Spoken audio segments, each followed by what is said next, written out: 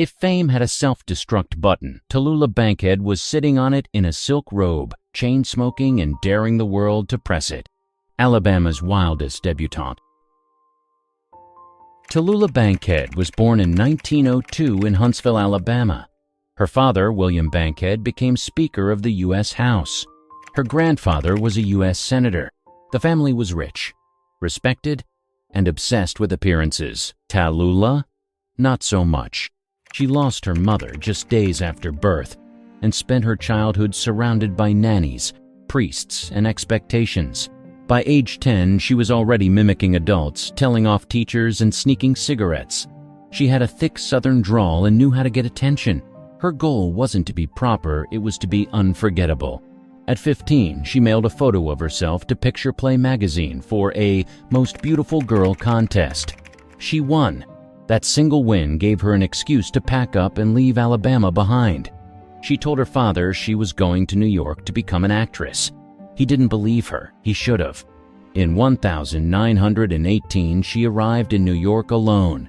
She stayed at the Algonquin Hotel and signed up at the American Academy of Dramatic Arts. But sitting still and memorizing lines wasn't her thing. She dropped out and headed straight for Broadway auditions. She was 16, loud, awkward, and completely untrained. But she had one weapon no one else did. She didn't care what anyone thought. If a role called for elegance, she played it barefoot. If the script was bad, she said so loudly. She booked her first few roles in flops. Didn't matter. Tallulah turned flops into headlines.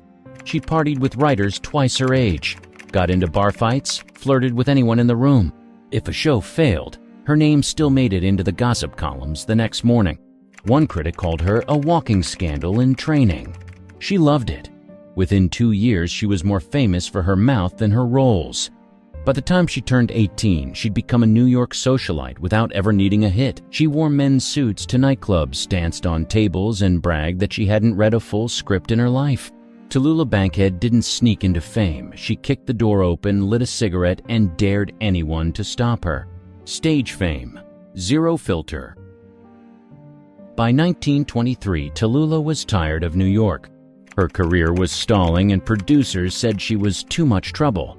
So she got on a ship and sailed to London, chasing better roles and less judgment. She was only 21 and broke, but she didn't care. Within months, British theatergoers were lining up to see what this loud American would do next. She landed a part in The Dancers, and the reviews were brutal. Her accent was called unbearable. One critic said her voice sounded like a southern storm in a crystal shop, but audiences didn't mind. They liked her raw energy, and she liked the freedom. She started getting bigger roles fast. In The Green Hat, she played a doomed party girl and stole every scene. Offstage, she was even louder. She swore constantly, refused to wear bras, and once told a stunned reporter she'd had dozens of lovers, men and women. Her name started showing up in the scandal sheets more than in the theater reviews. She made it worse on purpose. At parties, she told dirty jokes with royalty sitting nearby. At rehearsals, she openly mocked the script, and people kept hiring her. She smoked cigars in public, showed up to rehearsals barefoot or in silk pajamas. During one performance, her dress ripped mid-scene. She didn't flinch, just tossed the torn fabric aside and kept going. The audience roared. One night, she flashed the front row accidentally and later joked about it in interviews. British tabloids called her a menace with lipstick. Her response? Good, I'm here to menace. By 1925, she was one of London's highest-paid actresses. She shared the stage with Laurence Olivier and Noel Coward, though she rarely stuck to the script. She once told Coward, "Don't worry, darling, I'm the show." Too wild for hotels. Tallulah's London fame came with perks and problems. By the late 1920s, she was rich, famous, and completely out of control.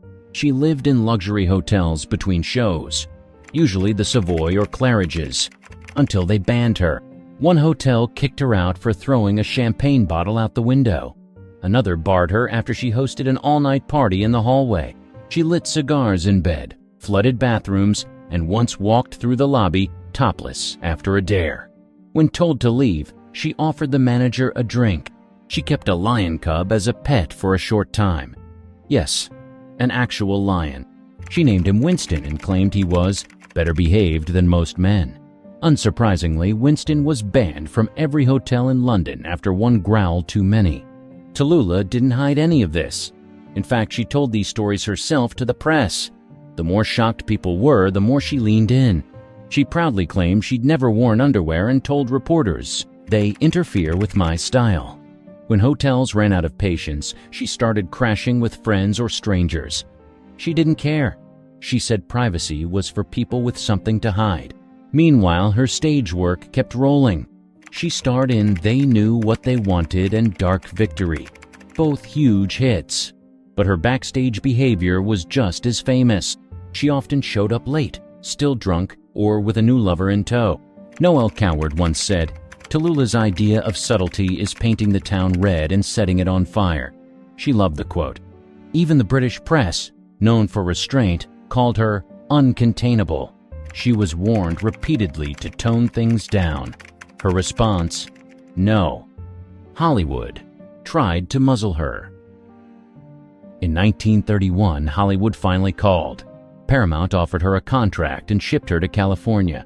She hated it from the start. The weather bored her. The censorship rules were worse.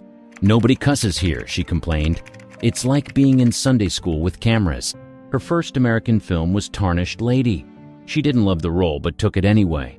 On set, she fought with directors, rewrote lines, and walked off when things got dull. She called the script dreary and the production a morgue. Still, her performance got noticed. Audiences liked her smoky voice and bold screen presence. The studio didn't know what to do with her. She refused to diet, wore pants to press events, and told interviewers, "I only say yes to scripts and sex." In Devil and the Deep, she acted alongside Gary Cooper and Charles Laughton. She had more chemistry with the camera than either co-star. But again, the headlines were off-screen. During a costume fitting, she reportedly walked in topless and said, "Let's speed this up." The designer fainted. Tallulah laughed. She refused to apologize. She was labeled unmanageable by executives, but she kept getting roles. In between shoots, she partied harder than anyone in town. One night, she climbed into a studio exec's pool fully clothed, lit a cigarette, and called it method bathing. The motion picture production code was starting to tighten up. That meant fewer chances for anyone too bold or unpredictable. Tallulah was both. She was warned repeatedly to tone it down. She didn't. After 4 years and a string of modest hits, Paramount let her go. She didn't fight it. Hollywood had tried to box her in and failed.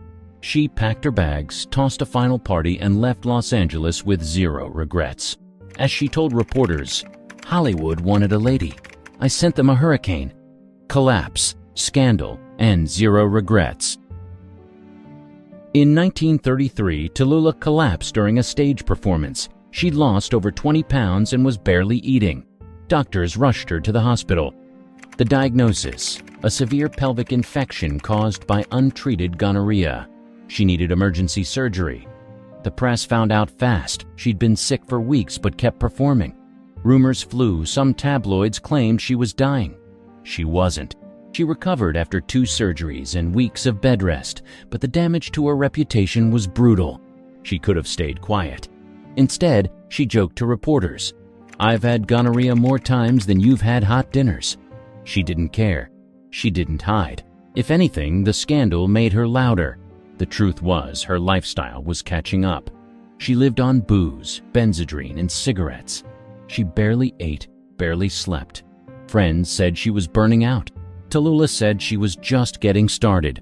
By 1934, she was back on stage.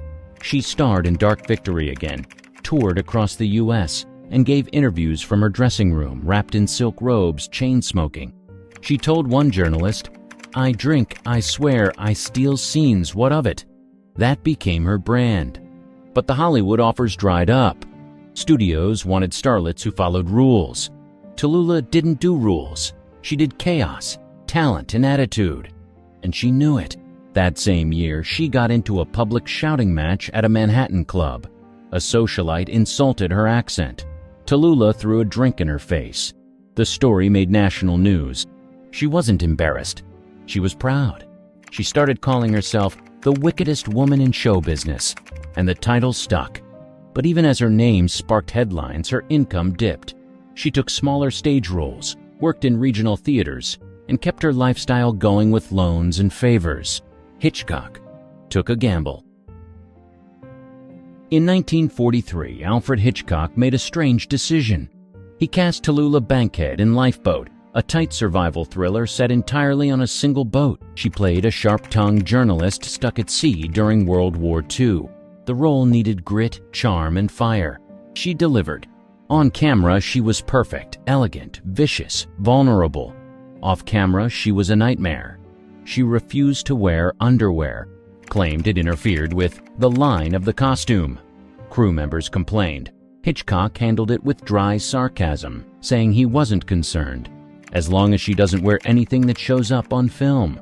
She clashed with co-stars, ignored direction, took breaks without warning, but she nailed every scene. The real trouble came with the censors. Tallulah's delivery was sharp, biting, and flirtatious. Even during disaster scenes, the production code office worried she was too distracting in a film about war. Hitchcock refused to cut her scenes. The film was a critical hit. Reviewers praised her intensity. The New York Times said she gave the performance of her career. But the attention came with heat. Veterans groups complained about her behavior during the shoot. They said her attitude dishonored the war effort. Tallulah's response: "I've done more for morale than all your speeches." She refused to apologize for anything. When asked about the underwear again, she said, "I wear pants when I must. Otherwise, let the breeze decide."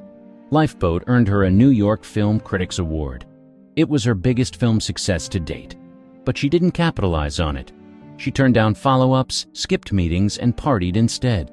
Hollywood wasn't surprised. They'd tried to tame her before. This time, they didn't bother. She returned to the stage, proud of her comeback and unbothered by what came next. Chaos on live broadcasts.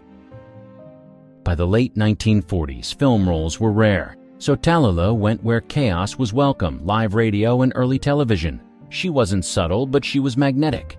NBC gave her The Big Show, a massive 90-minute variety program with a huge budget and rotating celebrity guests.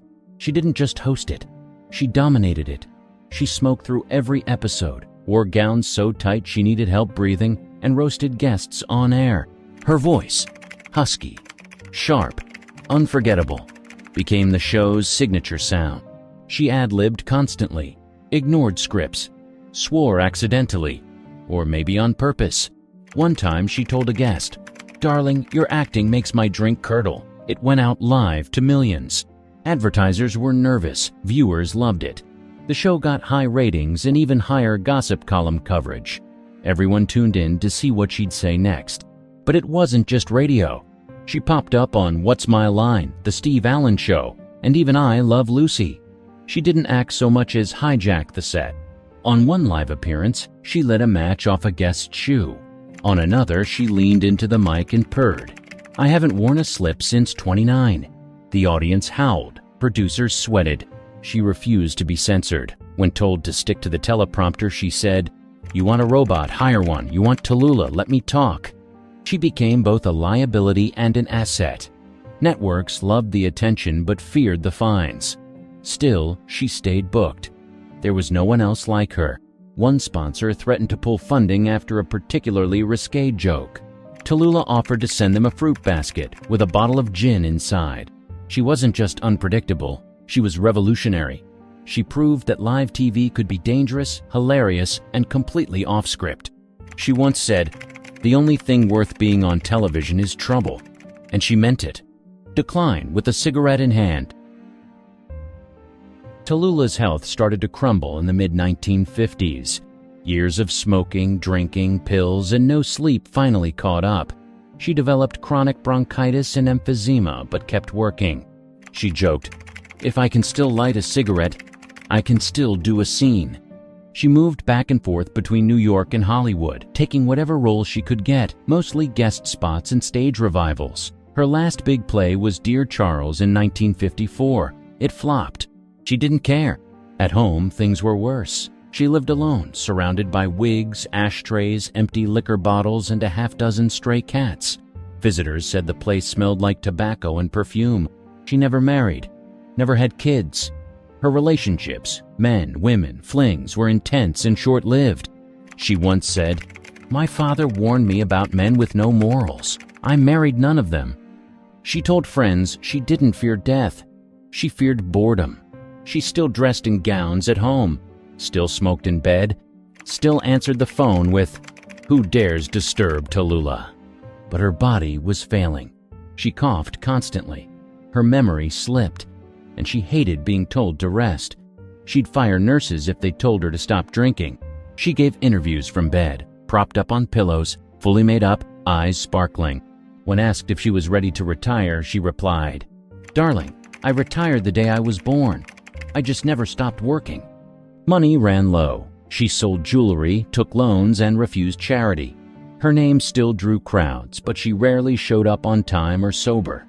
Still, she never apologized. Not once. When someone asked her if she'd do anything differently, she said, "Yes, I'd have smoked more and worn fewer clothes." Arrests and pajama parties. By the 1960s, Tallulah Bankhead was more myth than actress. Her career had slowed to a crawl, but her name still made headlines, mostly for all the wrong reasons. She wasn't being cast much, and studios considered her too unpredictable. But she kept herself in the spotlight the only way she knew how, by raising hell. She was arrested twice during this period. The first time, she was outside a Manhattan nightclub screaming at two police officers for ruining the night air. The second time, she reportedly threw a shoe at a cab driver who refused to play jazz. When asked by reporters, she smirked and said, "If you can't shout in the street, then we've lost the war." Her eccentricity turned theatrical. She held elaborate pajama parties from her bed. Guests included old co-stars, up-and-coming actors, gossip writers, and total strangers. Her apartment was draped in velvet curtains, filled with empty bottles, half-dressed mannequins, and stacks of records. She wore turbans, silk robes, full makeup, and nothing else. She told stories, wild ones. She once claimed to have slept with 500 people, both men and women. Probably more, she added. She said she drank gin out of a slipper in front of the King of Spain. No one could confirm it, but everyone believed it. With Tallulah, truth and performance blurred years ago. She appeared on Batman in 1967 as the villain Black Widow. It was one of her final performances, and despite her failing health, she nailed it. Children watching at home loved her. She hated the costume but loved the attention. She rarely showed up sober and often forgot her lines, but producers booked her anyway. There was still magic in her voice, husky, fearless, impossible to ignore. Reporters continued calling. She never turned them down. She gave interviews in bed, surrounded by ashtrays and cats. When asked about regrets, she snapped, "I wish I'd smoked more and said fewer apologies. Oh wait, I never apologized." Her health was fading. Her memory slipped, but her personality didn't. She once told a nurse, "If I die in this bed, throw a party, not a fit," and meant it. The final curtain drops. On December 12, 1968, Tallulah Bankhead died at St. Luke's Hospital in New York City. Official cause: double pneumonia, made worse by years of chain smoking and chronic bronchitis. She was 66. Her last reported words were whispered to a nurse. Codeine, bourbon. Even in the end, she stayed on brand. There was no public funeral, just a small private Episcopal service attended by a few close friends and distant relatives. Most of Hollywood didn't show up. Tallulah wouldn't have noticed or cared. She never lived for approval, and she certainly didn't plan to die for it. Despite her reputation as a scene stealer, she had made private donations in her final years to children's hospitals and AIDS research. She never promoted this work, never attached her name. It was one of the few things she did quietly. She left behind no memoir, no official estate, and not much money. Most of her belongings were either sold off or left to distant relatives. Her ashes were buried in St. Paul's Churchyard in Chestertown, Maryland, far from any spotlight. Obituaries were a mess. Some painted her as a has-been drunk, others as a tragic rebel. But fans knew better. She wasn't tragic. She was deliberate. Tallulah had spent her entire life refusing to fit into anyone's mold. She was sharp, loud, and honest, even when it was easier to fake it. Her most enduring legacy wasn't on screen or stage. It was in attitude. She taught generations of performers that being bold was better than being proper. She made failure look glamorous. She made chaos look cool. And she never once pretended to be something she wasn't. People still quote her today, often without knowing it. Lines like, "Nobody can be exactly like me. Even I have trouble doing it," still echo through pop culture.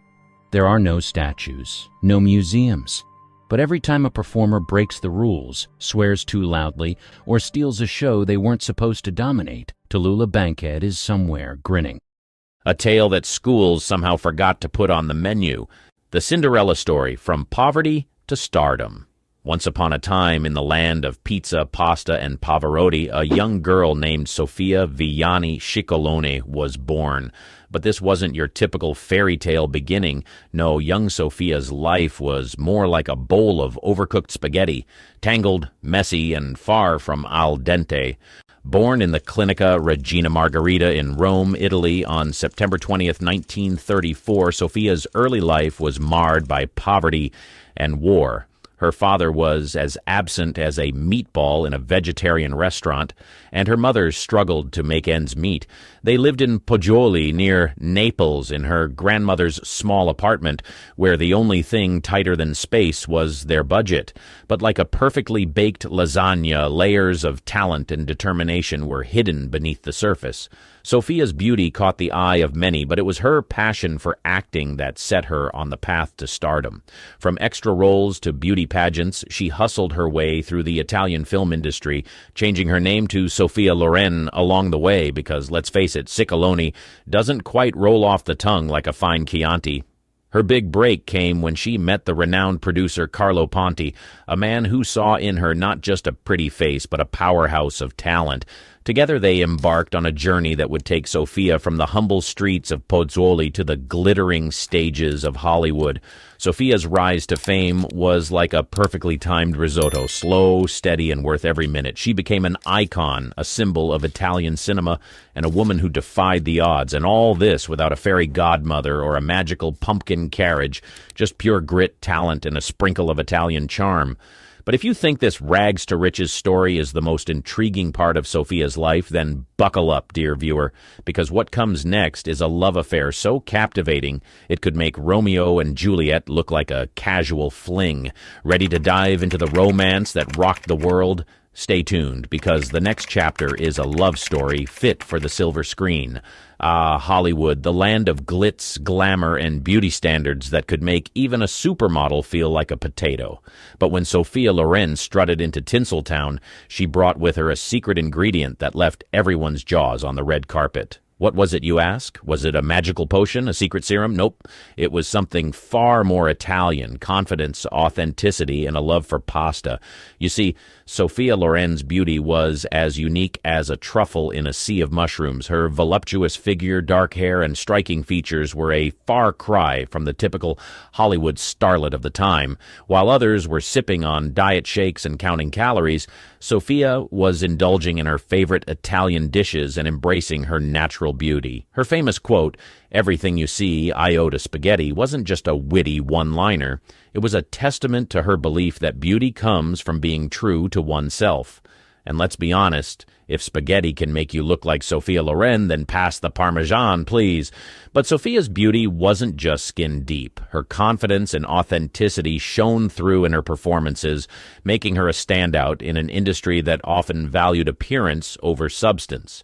She refused to conform to Hollywood's narrow standards, turning down offers to change her name or undergo plastic surgery. In an era where many actresses were molded to fit a certain mold, Sophia was a breath of fresh air, as refreshing as a scoop of gelato on a hot Italian summer day. Her approach to beauty and self-care was simple yet revolutionary. She believed in natural remedies like olive oil baths and a good night's sleep, practices that were as Italian as a perfectly tossed pizza. Sophia's beauty routine was less about hiding flaws and more about celebrating what made her unique, and celebrate she did. Sophia Loren became a symbol of timeless beauty, an icon who defied the norms and showed the world that true allure comes from embracing who you are. Her beauty secret wasn't hidden in a bottle or a surgeon's office. It was in her attitude, her love for life, and her ability to enjoy a hearty plate of pasta without a shred of guilt. But wait until you hear about the love story that swept her off her feet, a romance so grand it could make a Hollywood scriptwriter blush. Ready to dive into a love affair for the ages? Stay tuned, because what comes next is amore on a whole new level. A love affair for the ages, the untold story of Sophia and Carlo Ponti. Love. It's the stuff of legends, the inspiration for countless poems, songs, and cheesy romantic comedies. But when it came to Sophia Loren and Carlo Ponti, love wasn't just a fleeting emotion. It was an epic tale that could rival any Shakespearean drama. A love story so grand it makes Cinderella's glass slipper look like a fashion faux pas. Carlo Ponti, a renowned film producer, first spotted Sophia Loren in a beauty pageant. It was a moment that could only be described as love at first sight, or perhaps love at first cannoli, considering their shared Italian heritage. Sophia was a rising star, and Carlo was a man with a vision. Together, they were a match made in cinematic heaven. But like any great love story, theirs was not without its twists and turns. Carlo was, unfortunately, already married, and divorce was as rare in Italy as a bad espresso. The legal entanglements were more tangled than a bowl of overcooked linguine, but love, as they say, finds a way. The couple navigated the legal maze with the finesse of a gondolier gliding through the canals of Venice. They became French citizens, allowing Carlo to obtain a divorce and marry Sophia in 1957. It was a move that raised eyebrows and made headlines, but for Sophia and Carlo, it was a testament to their commitment and love for each other. Their relationship was more than just a romantic connection. It was a partnership that shaped both their careers. Carlo produced many of Sophia's films, guiding her to international stardom, while Sophia became Carlo's muse, inspiring him to create cinematic magic. Through the years, their love endured the pressures of fame, the scrutiny of the media, and even legal battles. They stood by each other as steadfast as the Leaning Tower of Pisa, minus the leaning part, of course. Their love was genuine, passionate, and as enduring as a well-aged Parmigiano Reggiano. But what comes next is a night filled with glamour, excitement, and a scandal that could only happen in Hollywood. Ready to step into the glitzy world of the Oscars? Stay tuned, because the next chapter is a night to remember, with a twist that you won't see coming. The Oscar night scandal, when Sophia almost missed her big win. The Oscars, a night where stars shine brighter than a freshly polished Vespa, and dreams come true on a stage adorned with golden statuettes. But for Sophia Loren, the night of her big win was almost a missed opportunity. A near disaster that could have turned her Cinderella moment into a pumpkin mishap. It was the year 1962, and Sophia was nominated for Best Actress for her role in La Chiocciara, Two Women. The buzz around her performance was as electric as a Roman thunderstorm, but Sophia was skeptical. The thought of losing on live television was as appealing as a burnt tiramisu, so she decided to skip the ceremony and stay in Italy. But fate, like a persistent Italian nonna, had other plans. As the ceremony unfolded, Sophia's name was announced as the winner, making her the first actor to win an Oscar for a non-English speaking role. The applause was thunderous, but the winner's seat was as empty as a wine barrel after a village feast. The news reached Sophia in Italy, and her reaction was a mix of shock, joy, and a dash of "Mamma Mia!" She later received her Oscar in a more private setting. But the story of her almost missed win became a legendary tale in Hollywood. Sophia's Oscar win wasn't just a personal triumph. It was a milestone for international cinema. Her performance broke barriers and opened doors for non-English-speaking actors, proving that talent knows no language barriers. It was a win for diversity, a win for authenticity, and a win for spaghetti lovers everywhere. But wait, if you think Sophia's culinary talents are limited to enjoying pasta, you're in for a tasty surprise. Ready to step into Sophia's kitchen and discover the culinary talents of a screen legend? The next chapter is a feast for the senses, and trust me, it's deliciously entertaining. Cooking with Sophia, the culinary talents of a screen legend. Sophia Loren, a name synonymous with elegance, beauty, and unparalleled acting prowess. But did you know that this silver screen goddess could whip up a feast that would make even the most seasoned Italian chef tip his hat? That's right, Sophia's talents extended beyond the camera and into the kitchen, where she danced with pots and pans as gracefully as she did with her co-stars. Growing up in Italy, Sophia's love for food was nurtured by her grandmother, who taught her the art of cooking as if it were a sacred family tradition. For Sophia, food wasn't just sustenance, it was a connection to her roots, a celebration of her culture, and a way to bring people together. Her culinary skills were no secret to those close to her, but it was her cookbook, In the Kitchen with Love, that brought her gastronomic talents to the world. Released in 1972, the book was a delightful collection of recipes, anecdotes, and Sophia's philosophy on food. It was like a guided tour of Italy's culinary landscape, led by none other than the dazzling diva herself. From mouth-watering pasta dishes to delectable desserts, Sophia's recipes were a reflection of her personality, bold, authentic, and full of zest.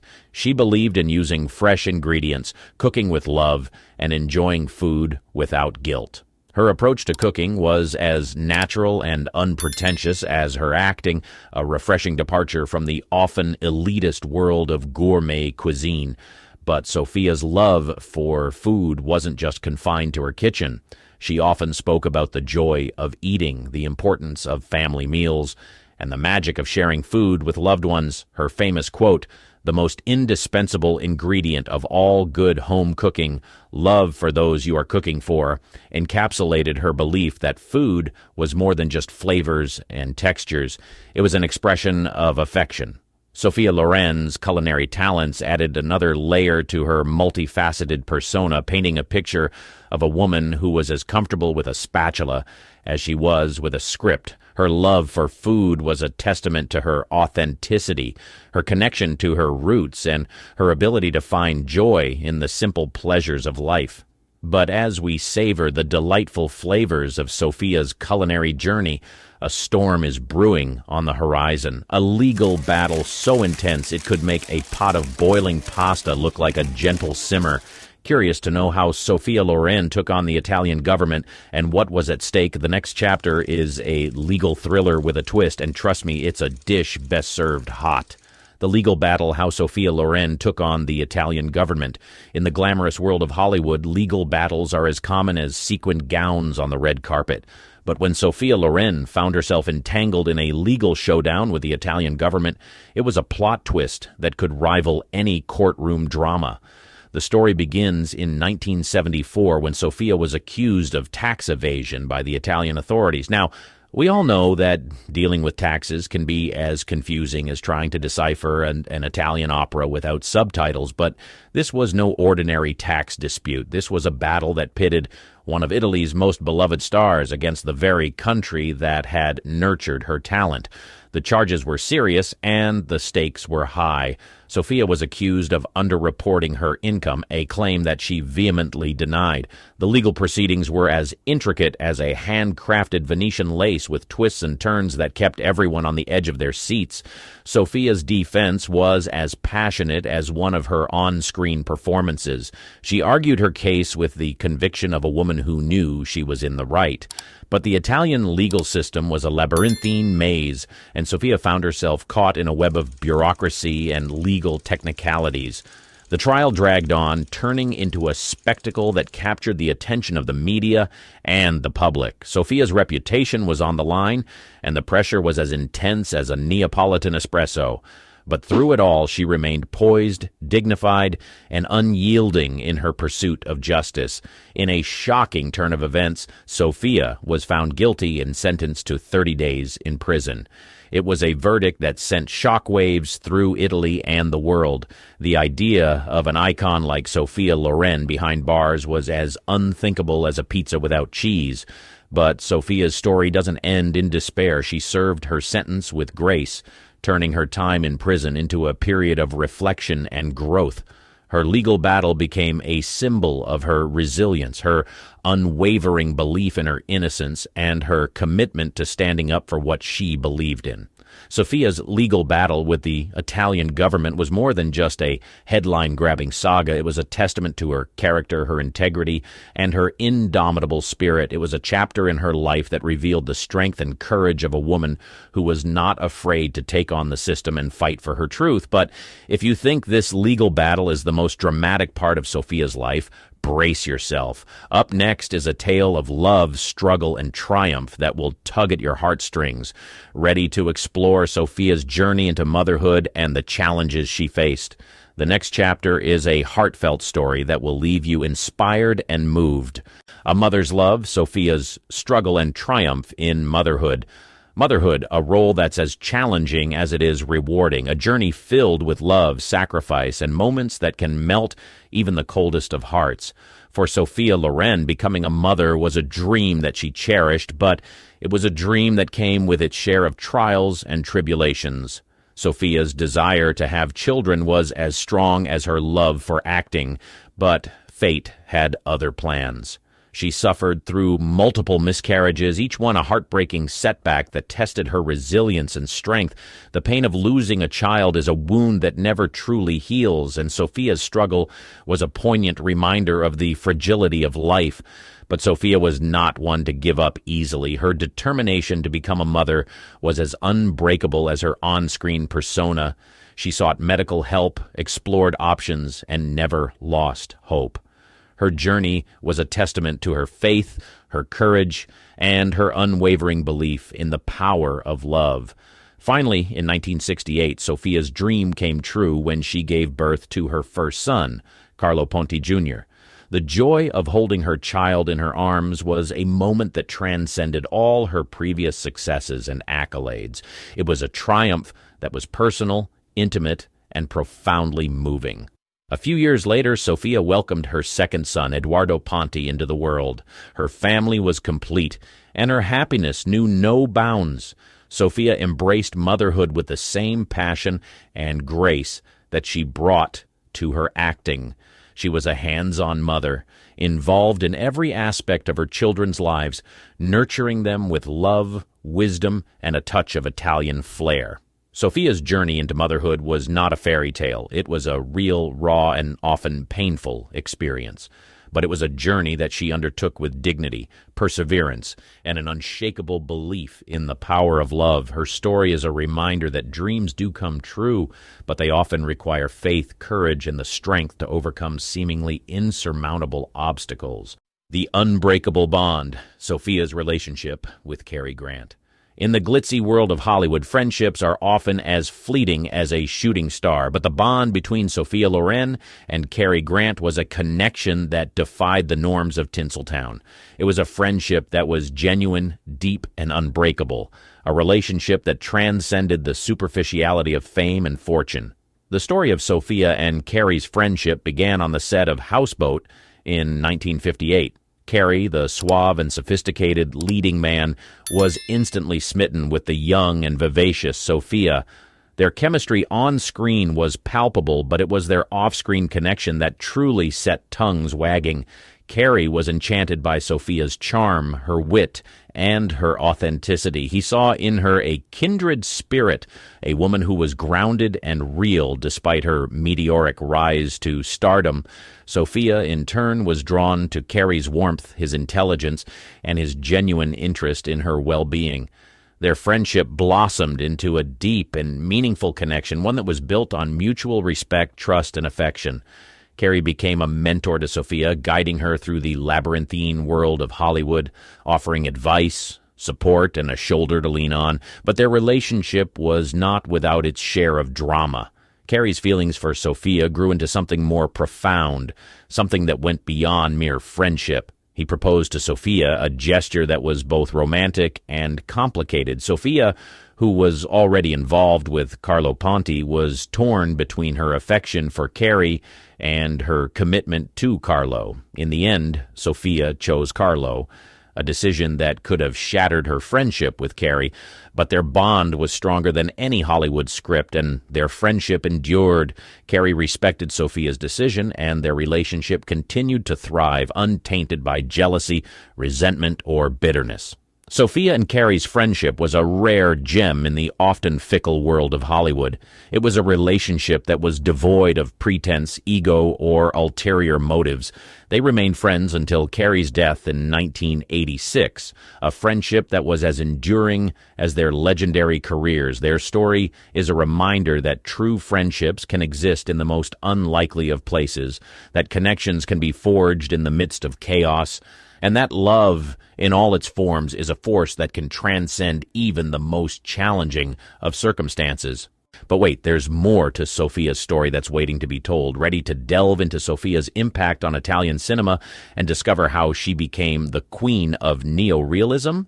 The next chapter is a cinematic journey that will take you into the heart of Italian film, and it's a ride you won't want to miss. The queen of neorealism, Sophia's impact on Italian cinema. In the world of cinema, the term neorealism evokes images of gritty streets, raw emotions, and unfiltered glimpses into the lives of ordinary people. It's a movement that revolutionized Italian cinema, and at the heart of this transformation was none other than Sophia Loren. Sophia's journey into the world of neorealism began with her roles in films like Two Women, 1960, where she portrayed characters that were real, relatable, and devoid of Hollywood glamour. Her performances were a departure from the stereotypical portrayals of women on screen, and they resonated with audiences who saw in her characters reflections of their own lives. In Two Women, Sophia played the role of a mother struggling to protect her daughter during World War II. Her performance was raw, powerful, and devoid of artifice. It was a portrayal that earned her the Academy Award for Best Actress, making her the first actor to win an Oscar for a non-English-speaking role. But Sophia's impact on neorealism went beyond accolades and awards. She became a symbol of a new kind of cinema, one that was unafraid to delve into the complexities of human emotions, societal issues, and the harsh realities of life. Sophia's roles in neorealist films were a far cry from the glitz and glamour of Hollywood. She portrayed women who were strong yet vulnerable, fierce yet compassionate, and real in every sense of the word. Her characters were not just figments of a filmmaker's imagination. They were living, breathing embodiments of the struggles, joys, and sorrows of everyday people. Her collaboration with renowned Italian directors like Vittorio De Sica further cemented her status as a force to be reckoned with in the world of neorealism. Together they created films that were poignant, thought-provoking, and reflective of the human condition. Sophia's impact on Italian cinema was profound and far-reaching. She helped redefine the way women were portrayed on screen, breaking away from stereotypes and embracing characters that were multifaceted and authentic. Farah Faucet was the most famous woman in America. She had the looks, the fame, and the success until Hollywood turned its back on her. And when she needed the world most, it was too busy watching someone else. Small-town Texas to Hollywood dreams. Farah Faucet was born on February 2, 1947, in Corpus Christi, Texas. Even as a child, people took notice. Classmates, teachers, even strangers. She wasn't just beautiful, she had an effortless charisma that made her stand out. At W.B. Ray High School, she was voted Most Beautiful all 4 years, a school record. But beauty wasn't her focus. She had a sharp mind and planned to study microbiology at the University of Texas at Austin. That plan didn't last long. A photographer saw her yearbook picture and sent it to a Hollywood agent. Within weeks, she was flooded with modeling offers. Her parents were hesitant. Hollywood was unpredictable and they wanted stability for their daughter. But Farah had options. She continued her studies, balancing classes with commercial shoots for beauty products and fashion campaigns. By 1968, she made the leap. She left Texas for Los Angeles with the goal of becoming an actress. Success didn't come overnight. She appeared in shampoo commercials, did minor TV guest spots, and took on small modeling gigs. Her first major contract was with Screen Gems, the studio behind Bewitched and I Dream of Jeannie. It was a foot in the door, but big roles were still out of reach. Her first credited role came in 1969 on Mayberry RFD, followed by appearances on The Flying Nun and The Partridge Family. It wasn't glamorous, but it was work. She took whatever she could get, knowing all it took was one role to change everything. That role came in 1974 when she landed a recurring part on Harry O. She played Sue Ingram, the neighbor of the lead detective, for 8 episodes. The show got her noticed, but it wasn't enough to make her a household name. Then came The $6 Million Man. Cast as Steve Austin's love interest, she gained even more visibility. She also caught the attention of the show's star, Lee Majors. The two became inseparable, and by 1973, they were married. Majors was already an established TV star, and with his guidance, her career started moving faster. But no one, not even Farah, was prepared for what came next. Becoming a superstar overnight. In 1976, Charlie's Angels premiered on ABC, and Farah Fawcett became the most famous woman in America, practically overnight. The show was a phenomenon. Farah, alongside Jaclyn Smith and Kate Jackson, played private detectives working for the unseen Charles Townsend. Her character, Jill Monroe, was the standout. Carefree, confident, and effortlessly cool, she wasn't just another TV character, she was a cultural icon. At the same time, her now famous red swimsuit poster hit stores. It sold 12 million copies, making it the most popular pinup of all time. Every teenage boy had it. Every woman wanted her hair. The Farah flip became the most requested hairstyle in salons across the country. But behind the glamour, she was drowning in exhaustion. The TV schedule was brutal. 12 to 14-hour days, 6 days a week. On top of that, she had to do endless press tours, photo shoots, and public appearances. Hollywood loved her, but they also controlled her every move. Her marriage with Lee Majors suffered. He was still filming The $6 Million Man and expected her to be home by the time he finished work. She wasn't. By the end of the first season, she had a decision to make: continue on Charlie's Angels or leave at the peak of her success. She chose the latter. ABC wasn't happy. They sued her for breach of contract, demanding $7 million in damages. The case was messy, and ultimately she agreed to return for a few guest appearances to settle the lawsuit. The media called her crazy for leaving a hit show, but she didn't care. She wanted to prove she was more than just TV's golden girl. Hollywood, however, had other plans. Hollywood pushback and career struggles. Leaving Charlie's Angels should have been the moment Farah Fawcett stepped into serious acting.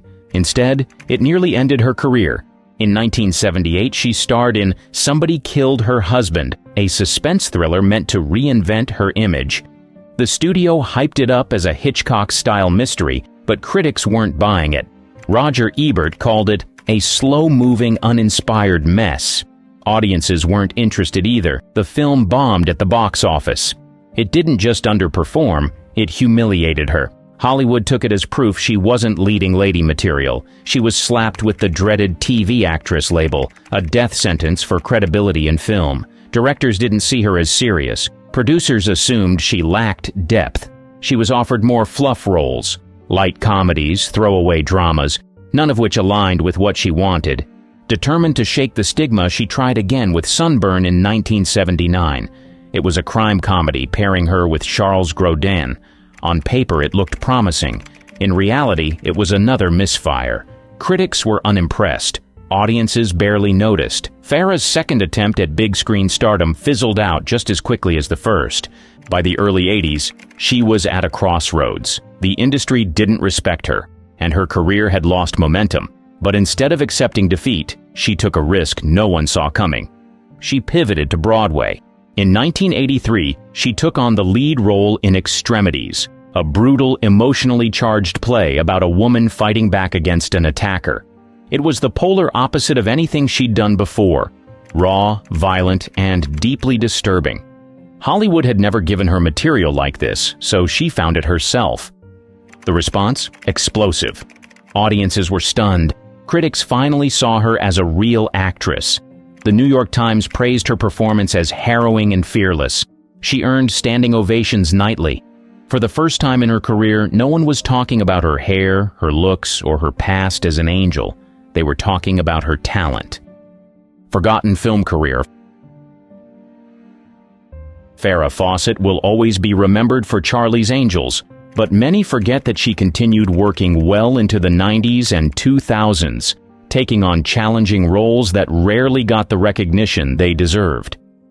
After her Golden Globe nomination for Extremities in 1986, she was finally being taken seriously as an actress.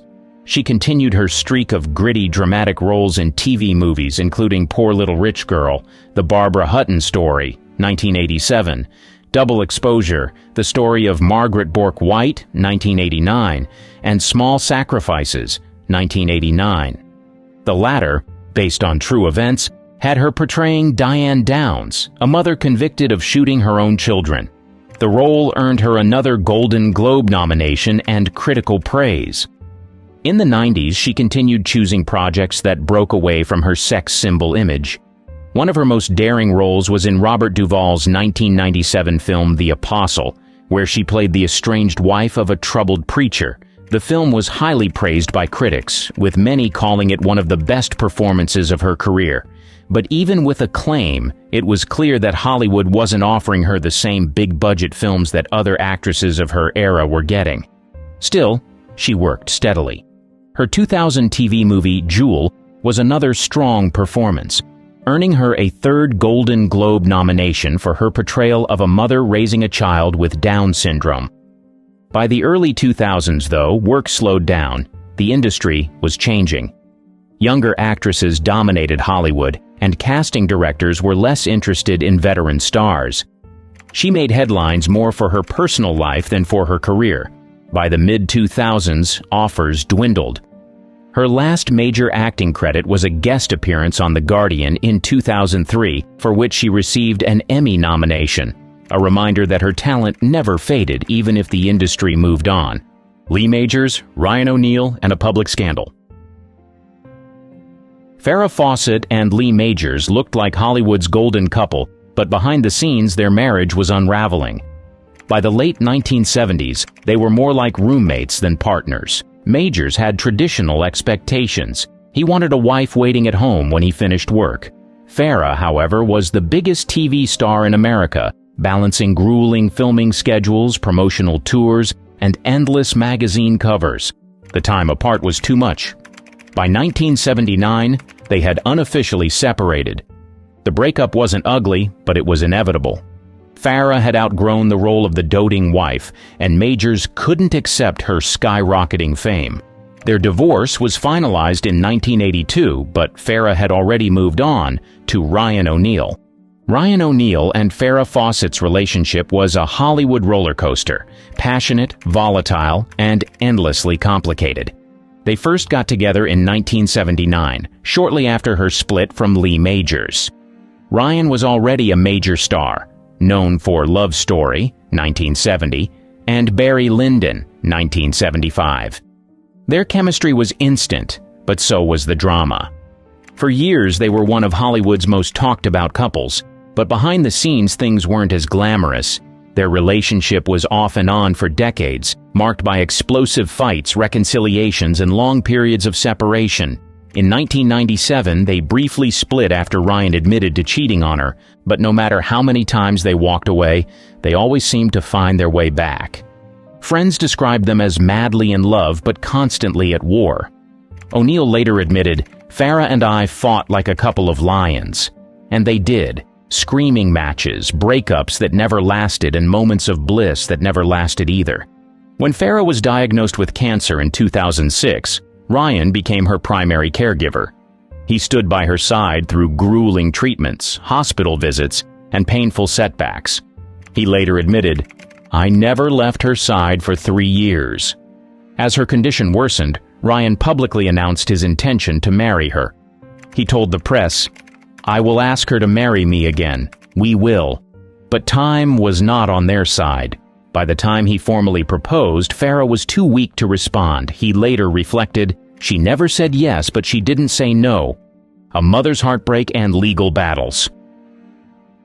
She had faced career setbacks, industry battles, and a highly publicized love life, but nothing compared to the pain of watching her only son, Redmond O'Neill, spiral out of control.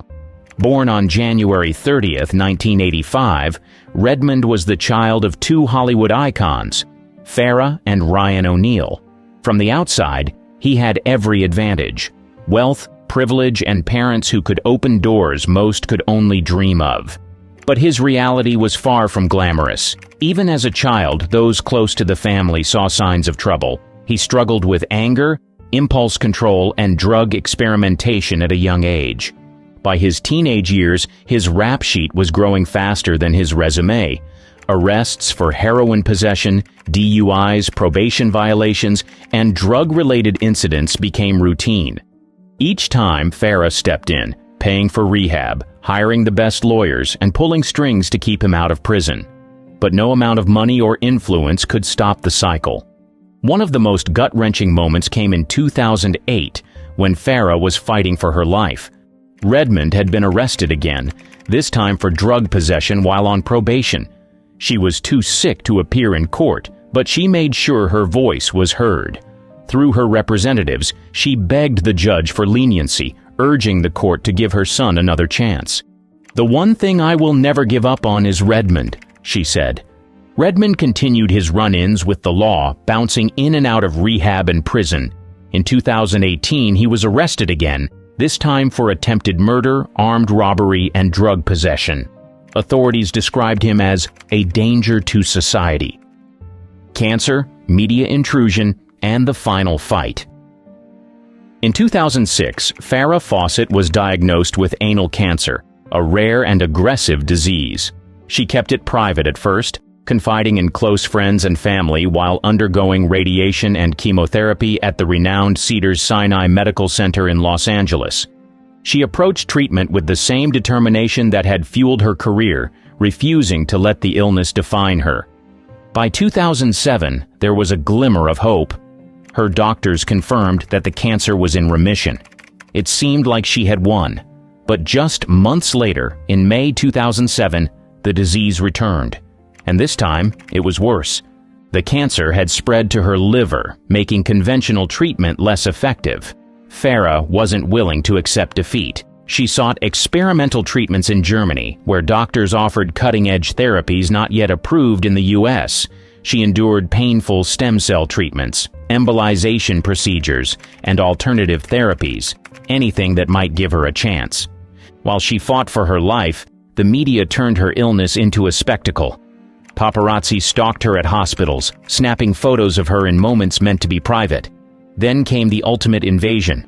Her confidential medical records were leaked to the press. The public suddenly knew details about her treatment, prognosis, and declining health before she could even process them herself. Farah fought back. She sued the UCLA Medical Center where an employee had illegally accessed her records. The hospital admitted to the breach and multiple staff members were fired. But the damage was already done. Despite the chaos, she decided to take control of her own story. She filmed her battle, raw and unfiltered, turning the footage into a documentary, Farah's Story. When it aired in May 2009, it was watched by 9 million people. Audiences saw her pain, her determination, and her refusal to let cancer steal her dignity. But by the time the special aired, her fight was nearly over. The world had just witnessed her final battle, and there was nothing left to do but wait. Her time was running out. The overlooked goodbye. On June 25, 2009, Farah Faucet lost her battle with cancer at 62 years old. It wasn't a sudden death. Her health had been deteriorating for months. Those closest to her knew the end was near. She spent her final days in a hospital in Santa Monica, surrounded by a few loved ones. Ryan O'Neill never left her side.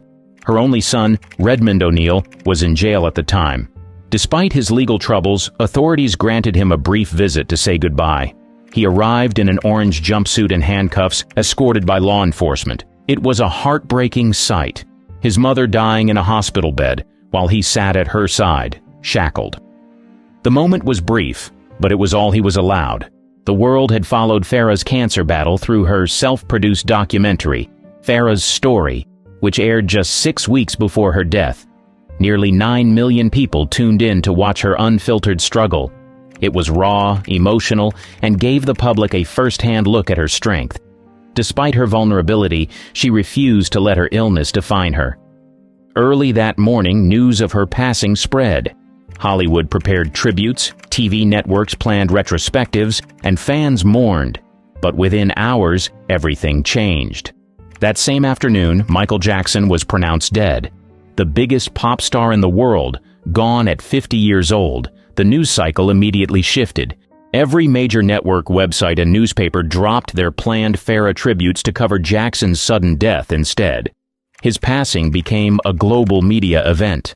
Farah's death, once front-page news, was now an afterthought. By evening, she was barely a headline. For many, the timing felt unfair. Here was a woman who had spent years fighting for respect beyond her looks, and in her final moments, she was once again pushed to the background. Her funeral was small and private, held at the Cathedral of Our Lady of the Angels in Los Angeles. Ryan O'Neal was there, devastated. Redmond was escorted in chains, allowed to attend under strict supervision. The media might have moved on quickly, but those who truly loved her never forgot. To them, she wasn't just a TV icon. She was a fighter, a mother, a woman who refused to be defined by anyone else's narrative. Her final battle wasn't just against cancer, it was against the way the world saw her. The fight over Farah's fortune. Farah Faucet built a legacy worth $20 million, but when she passed in 2009, her estate didn't rest peacefully. Instead, it became a high-profile legal battle that exposed tensions between her closest relationships and revealed surprises about her final wishes. Her will was meticulously planned. She ensured her son, Redmond O'Neal, received $4.5 million in a protected trust, guaranteeing financial support despite his legal troubles and struggles with addiction. Portions of her estate also went to charities, close friends, and her alma mater, the University of Texas at Austin. But one name was missing: Ryan O'Neal. Despite being her on-again, off-again partner for 3 decades, Ryan wasn't listed as a beneficiary. He didn't receive money, property, or any official part of her estate. It was a shocking omission, fueling speculation about where their relationship truly stood at the time of her passing. The biggest dispute centered around a priceless Andy Warhol painting of Farah, estimated to be worth millions. The University of Texas claimed she had left it to them as part of her final wishes. Ryan, however, disagreed completely. He insisted the painting was his, stating that Farah had personally gifted it to him years earlier. The university wasn't backing down. They sued Ryan for possession, arguing that the painting was legally theirs and should remain in their collection. The legal battle dragged on for years, with Ryan fiercely contesting the claim. By 2013, a jury ruled in Ryan's favor, allowing him to keep the Warhol portrait. The decision was controversial, reigniting debates about whether Farah had truly wanted him to have it, or if he had simply taken it after her death. Even though he won the case, the fight over the painting left unanswered questions. Had Farah purposely left Ryan out of her will? Had their relationship deteriorated more than he publicly admitted? What should have been a straightforward estate settlement became yet another chapter of turmoil in her story. Even in death, Farah Fawcet's legacy was not left in peace. Grace Kelly wasn't just beautiful. She was untouchable. Hollywood's most powerful men wanted her, but none of them could figure out how to keep her. She had the face of an angel, the elegance of a queen, and a mystery that drove men insane. Directors fell at her feet. Co-stars lost themselves in her. Even a prince gave up everything just to call her his. But was Grace Kelly truly the perfect woman, or was there something much darker behind the fantasy? Beauty and elegance. Let's get one thing straight. Grace Kelly was beautiful. She was the kind of beautiful that stopped men in their tracks. It wasn't flashy or over the top like some of the other Hollywood bombshells of her era. There were no exaggerated curves, no bold come-hither stares. Instead, she had this cool, effortless kind of beauty that felt almost untouchable, like something out of a dream. Her features were as close to perfect as they come. High cheekbones, delicate nose, full lips, and those piercing blue eyes that always seemed to have a hint of mystery behind them. And then, of course, there was her hair, that icy blonde, always perfectly styled, never a strand out of place. Whether she wore it in soft waves, swept back into an elegant chignon, or tucked neatly under a chic hat, it framed her face like she had stepped right out of a classic painting. But what really set her apart was the way she carried herself. On one hand, Grace looked like royalty, and on the other, she moved like it too. Long before she ever became a princess, everything about her was poised, polished, and refined. She had the kind of grace, pun intended, that made even simple movements, walking into a room, taking off her gloves, sipping a cocktail, seem mesmerizing. She wasn't trying too hard, she wasn't putting on a show, it was just who she was. And then there was her style. No one did elegance quite like Grace. In an era where some actresses leaned into sex appeal with tight dresses and plunging necklines, she stood out by doing the opposite. She was always perfectly put together, effortlessly chic. Crisp white shirts, tailored trousers, structured handbags, and those iconic pearl earrings. It was understated, but completely unforgettable. She made modesty look irresistibly alluring. And when she did wear something dramatic, like those stunning gowns in To Catch a Thief, she looked like she had just stepped out of a fairy tale. She made men curious. Grace Kelly had this incredible knack for keeping people intrigued. She wasn't just a Hollywood star, she was an enigma, and that's what made men, and honestly, everyone, so fascinated by her. Grace was all about keeping her personal life under wraps. She once said, "But is it too much to ask to want to protect your private life, your inner feelings?" By not laying everything out for the world to see, she kept people guessing, and that intrigue made her even more captivating. She believed that a bit of mystery was essential. Grace famously remarked, "Emancipation of women has made them lose their mystery." She understood that not revealing everything added to her charm, making men even more curious about her. In her films, Grace often played characters who were the perfect blend of elegance and intrigue. In Alfred Hitchcock's Rear Window, she portrayed Lisa Fremont, a high-society fashionista with a daring side. One minute, she's the picture of sophistication. The next, she's sneaking into a neighbor's apartment to solve a mystery. This mix kept audiences and her co-stars captivated. Her personal life was just as intriguing.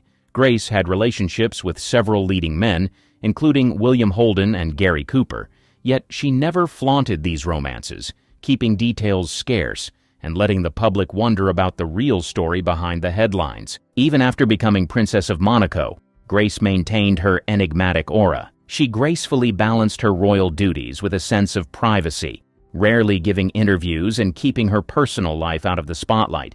This discretion only added to her allure, making her a timeless icon of mystery and elegance. In a world where everyone shares everything, Grace Kelly's ability to keep a part of herself hidden made her stand out. It's that sense of mystery that continues to captivate people, proving that sometimes less truly is more. She was highly intelligent. She was sharp and thoughtful, and that made her even more appealing. In her movies, she often played smart characters. In Rear Window, she was Lisa Fremont, a fashion consultant who didn't just look good, but also had brains. She helped solve a mystery, showing she was more than just arm candy. Off-screen, Grace was known for her quick wit and intelligence.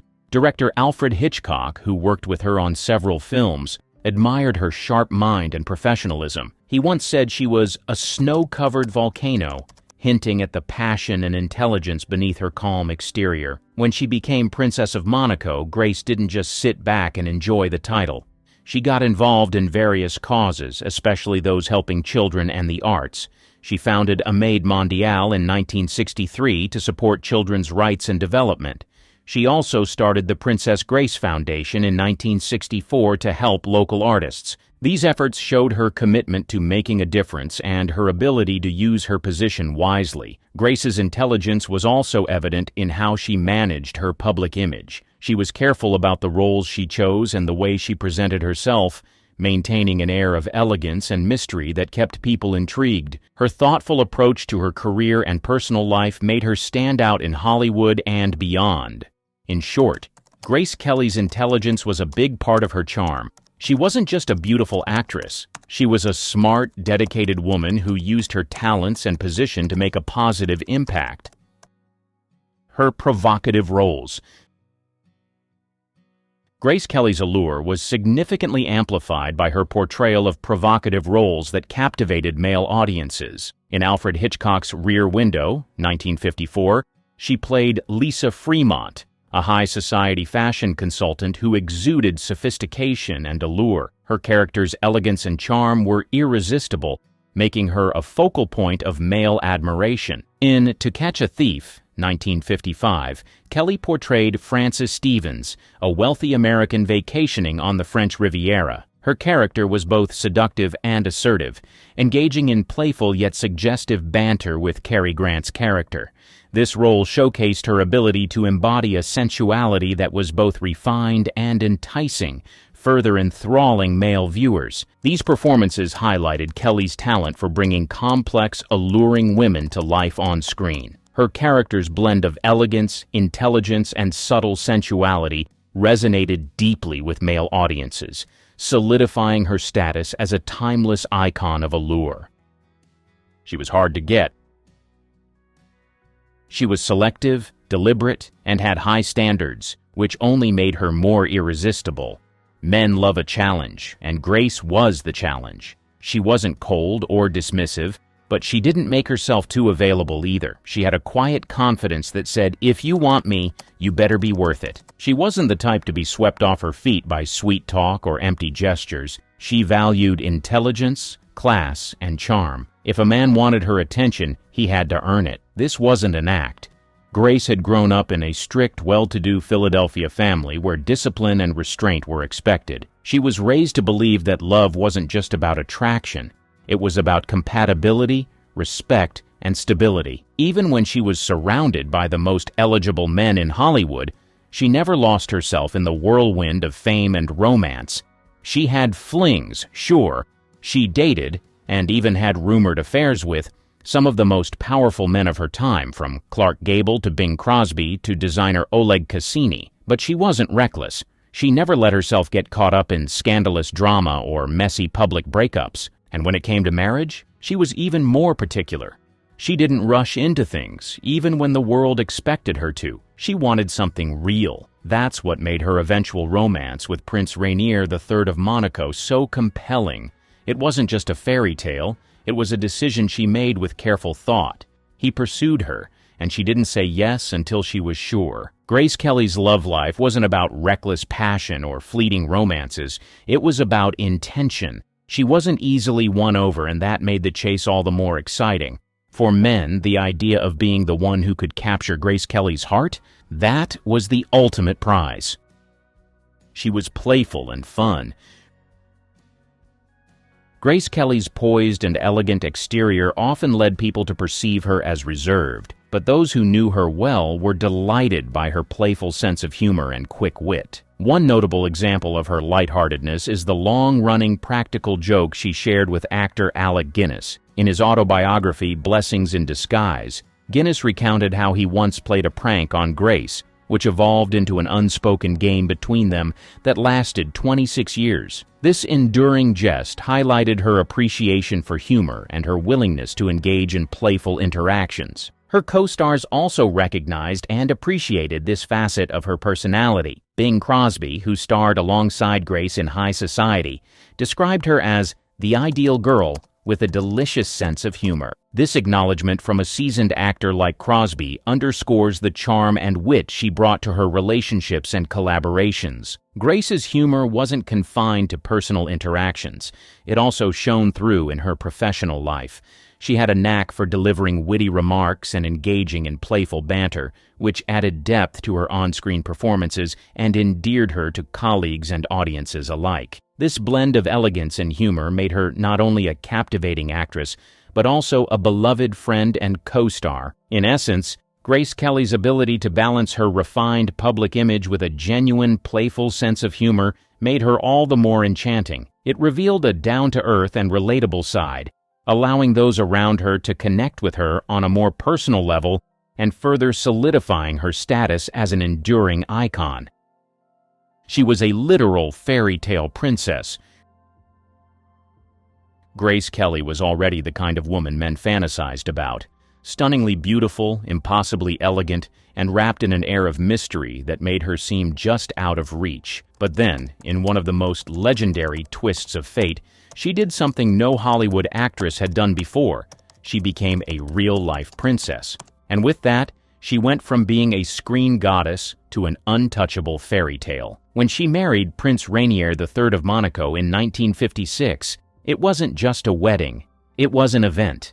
It was the closest thing the world had ever seen to a real Cinderella story. One moment, she was America's most glamorous movie star, and the next, she was royalty, wearing a gown that looked like it had been spun from pure magic, stepping into a life that seemed almost too perfect to be real. And for men everywhere, that was both intoxicating and devastating. Because Grace Kelly wasn't just the ultimate fantasy anymore, she was the fantasy that no one could ever have. The idea of winning the heart of the most elegant, most desirable woman in Hollywood, that's every man's dream. And Prince Rainier actually did it. He didn't just date her, didn't just flirt with her on a film set. He married her, whisked her away to a palace, and made her his queen. Well, technically, his princess, but still, it was the ultimate romantic triumph, proof that fairy tales could happen in real life. And then, just like that, she was gone. She walked away from Hollywood, from fame, from everything that made her an icon, and stepped into a world that only made her seem even more mythical. She didn't fade into obscurity. She disappeared into a literal palace. No scandal, no messy downfall, just a quiet, graceful exit that left men everywhere wondering what if. She had already seemed unattainable, but now she was truly out of reach. And that only made her legend grow. Grace Kelly was already the kind of woman men dreamed about. But by becoming a princess, she became something even more powerful. An idea, a perfect vision of grace, beauty, and class that no one could ever quite touch. And that's why, even decades later, she remains one of the most fascinating, most desired women of all time. She had incredible work ethic. After graduating from high school, she faced her father's skepticism about an acting career, as he viewed the profession as a slim cut above streetwalker. Undeterred, Grace moved to New York City to pursue her passion. She auditioned for the American Academy of Dramatic Arts using a scene from her uncle George Kelly's play, The Torchbearers. Although the school had already met its semester quota, she secured an interview and was admitted thanks in part to her uncle's influence. To support herself during her studies, Grace took up modeling, signing with the John Robert Powers Agency. She appeared in various commercials, including those for bug spray and cigarettes. Despite her family's affluence, she chose to live at the Barbizon Hotel for Women in Manhattan, adhering to her father's insistence. Her commitment to her craft was evident. She diligently practiced her speech using a tape recorder and worked tirelessly to refine her acting skills. Grace's perseverance extended beyond the classroom. She made her Broadway debut in Strindberg's The Father, performing alongside Raymond Massey. At just 19, her graduation performance was as Tracy Lord in The Philadelphia Story. Her early acting pursuits also led her to live television programs, where she appeared in nearly 60 live broadcasts. These experiences not only honed her acting abilities, but also showcased her versatility and dedication to her craft. Grace's hard work and persistence paid off when she caught the attention of Hollywood producers. Her film debut came in 1951 with a minor role in 14 Hours. Although the role was small, it marked the beginning of a remarkable, albeit brief, film career that would leave an indelible mark on Hollywood. She was kind and warm. Grace Kelly may have been known as Hollywood's ultimate ice queen, but underneath that cool, polished exterior was a woman with a warm heart, a deep sense of compassion, and an unwavering kindness that made people fall in love with her beyond just her beauty. Yes, she had that regal, untouchable quality. She was poised, composed, and never one for loud displays of emotion. But those who actually knew her, they painted a very different picture. Behind closed doors, Grace was funny, kind, and incredibly down-to-earth. She was the type of person who made others feel comfortable, who listened intently when people spoke, and who carried herself with a quiet humility that made her even more magnetic. That warmth only became more evident after she became Princess of Monaco. She could have easily embraced the role of distant royalty, living in luxury and staying detached from the world, but that was never who she was. Instead, she threw herself into charity work, dedicating her time to causes that helped children, the arts, and humanitarian efforts. She worked with the Red Cross, supported orphanages, and even founded the Princess Grace Foundation to help young artists. She used her status not to elevate herself, but to help others. And what's even more remarkable, despite being one of the most famous and admired women in the world, she never let it go to her head. People who met her, whether it was a fellow actor, a journalist, or an ordinary citizen, always said the same thing. She was gracious, polite, and completely free of arrogance. There was no diva behavior, no sense of superiority. She was simply Grace. She was artistic. Grace Kelly wasn't just a Hollywood star and a princess, she was also a genuine lover of the arts, which added even more depth to her already captivating persona.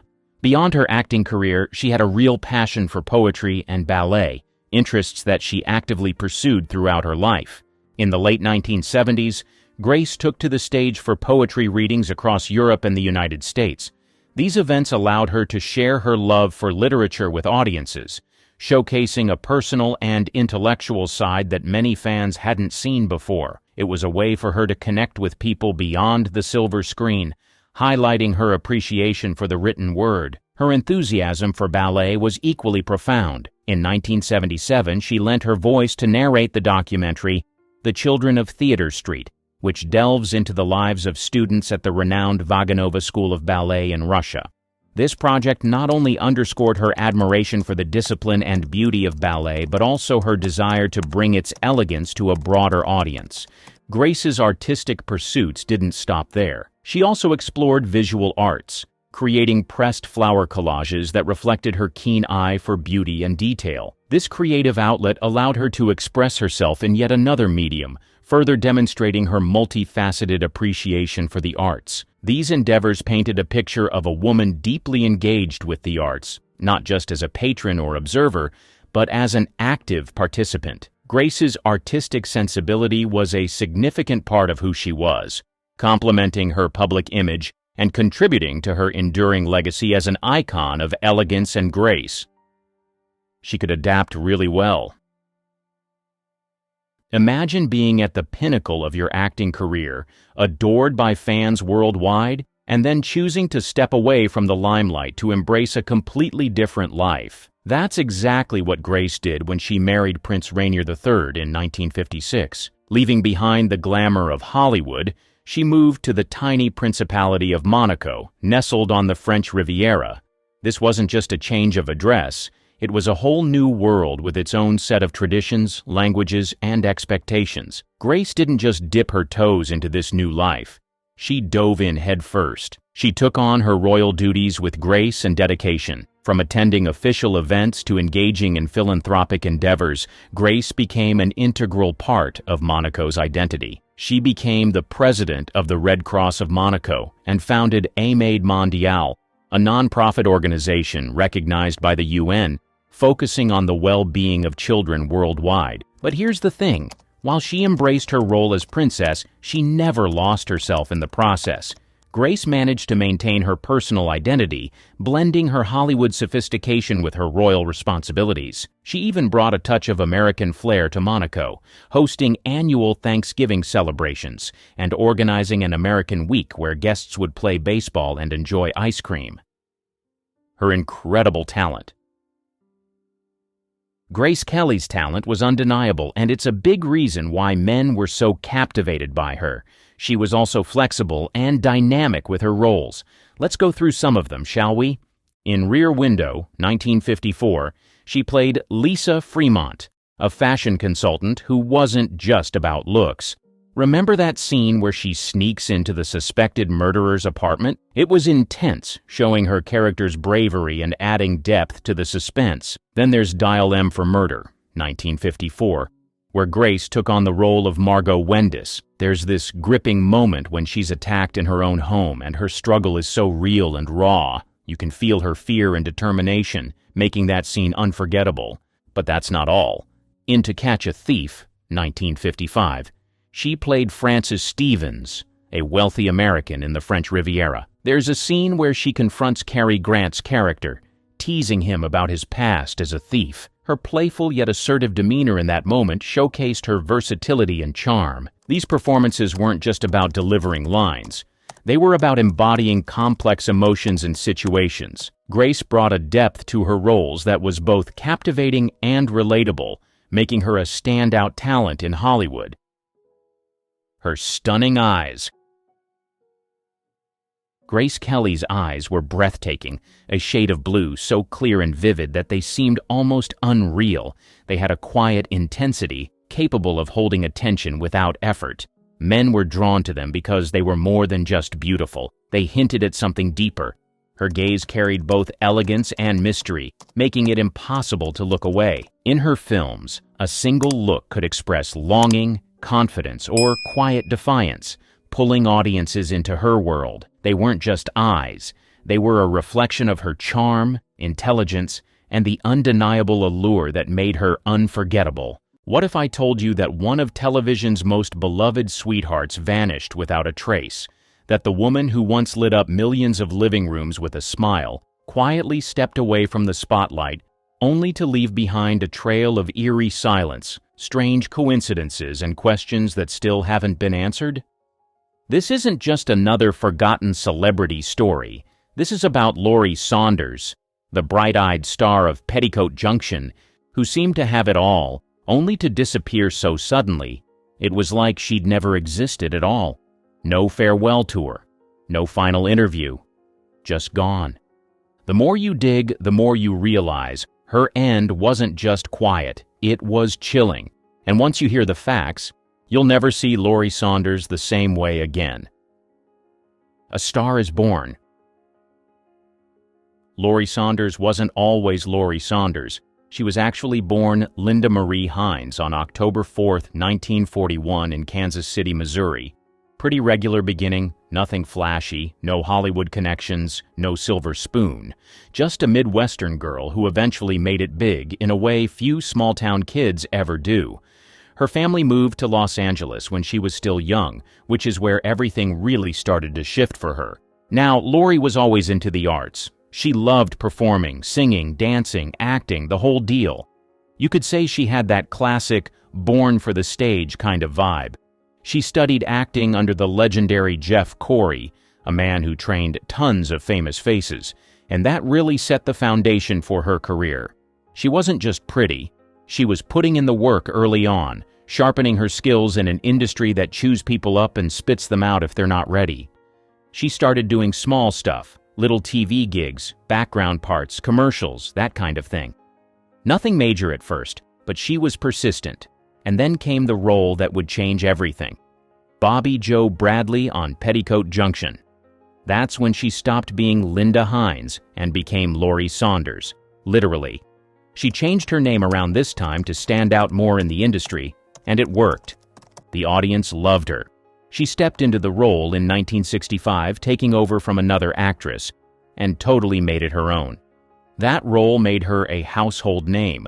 Overnight, she was this bright, charming face on American TV, playing the sweet, bookish daughter in a wholesome, light-hearted show that people just couldn't get enough of. And while the character might have seemed simple, Laurie had a way of giving Bobby Jo depth and warmth. That was her breakout moment, no question about it. From there, the doors of Hollywood cracked open just wide enough to let her in. The glory days. Getting the role of Bobby Jo Bradley wasn't just luck for Laurie Saunders, it was timing, preparation, and the ability to step into some pretty big shoes.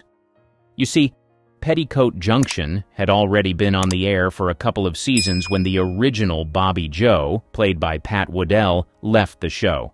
That's when Laurie came in. She auditioned and nailed it. The producers needed someone who could bring a fresh energy to the character but still keep the vibe of the show intact. And Laurie had that charm, this mix of sweet and spirited that just clicked. Her version of Bobby Joe was less of the quiet bookworm and more bubbly and full of life. And fans embraced her pretty much immediately, which is no small feat when you're replacing someone beloved. Now, the chemistry between the three actresses who played the Bradley sisters, Laurie Saunders, Meredith McRae, who played Billy Joe, and Linda Kay Henning as Betty Joe, was part of what made the show so addictive. On screen, they felt like real sisters, teasing each other, supporting each other, getting into innocent mischief around the shady rest hotel. But what made it even better was that they genuinely got along off-screen too. There was a real sense of camaraderie behind the scenes, which helped make their performances feel warm and believable.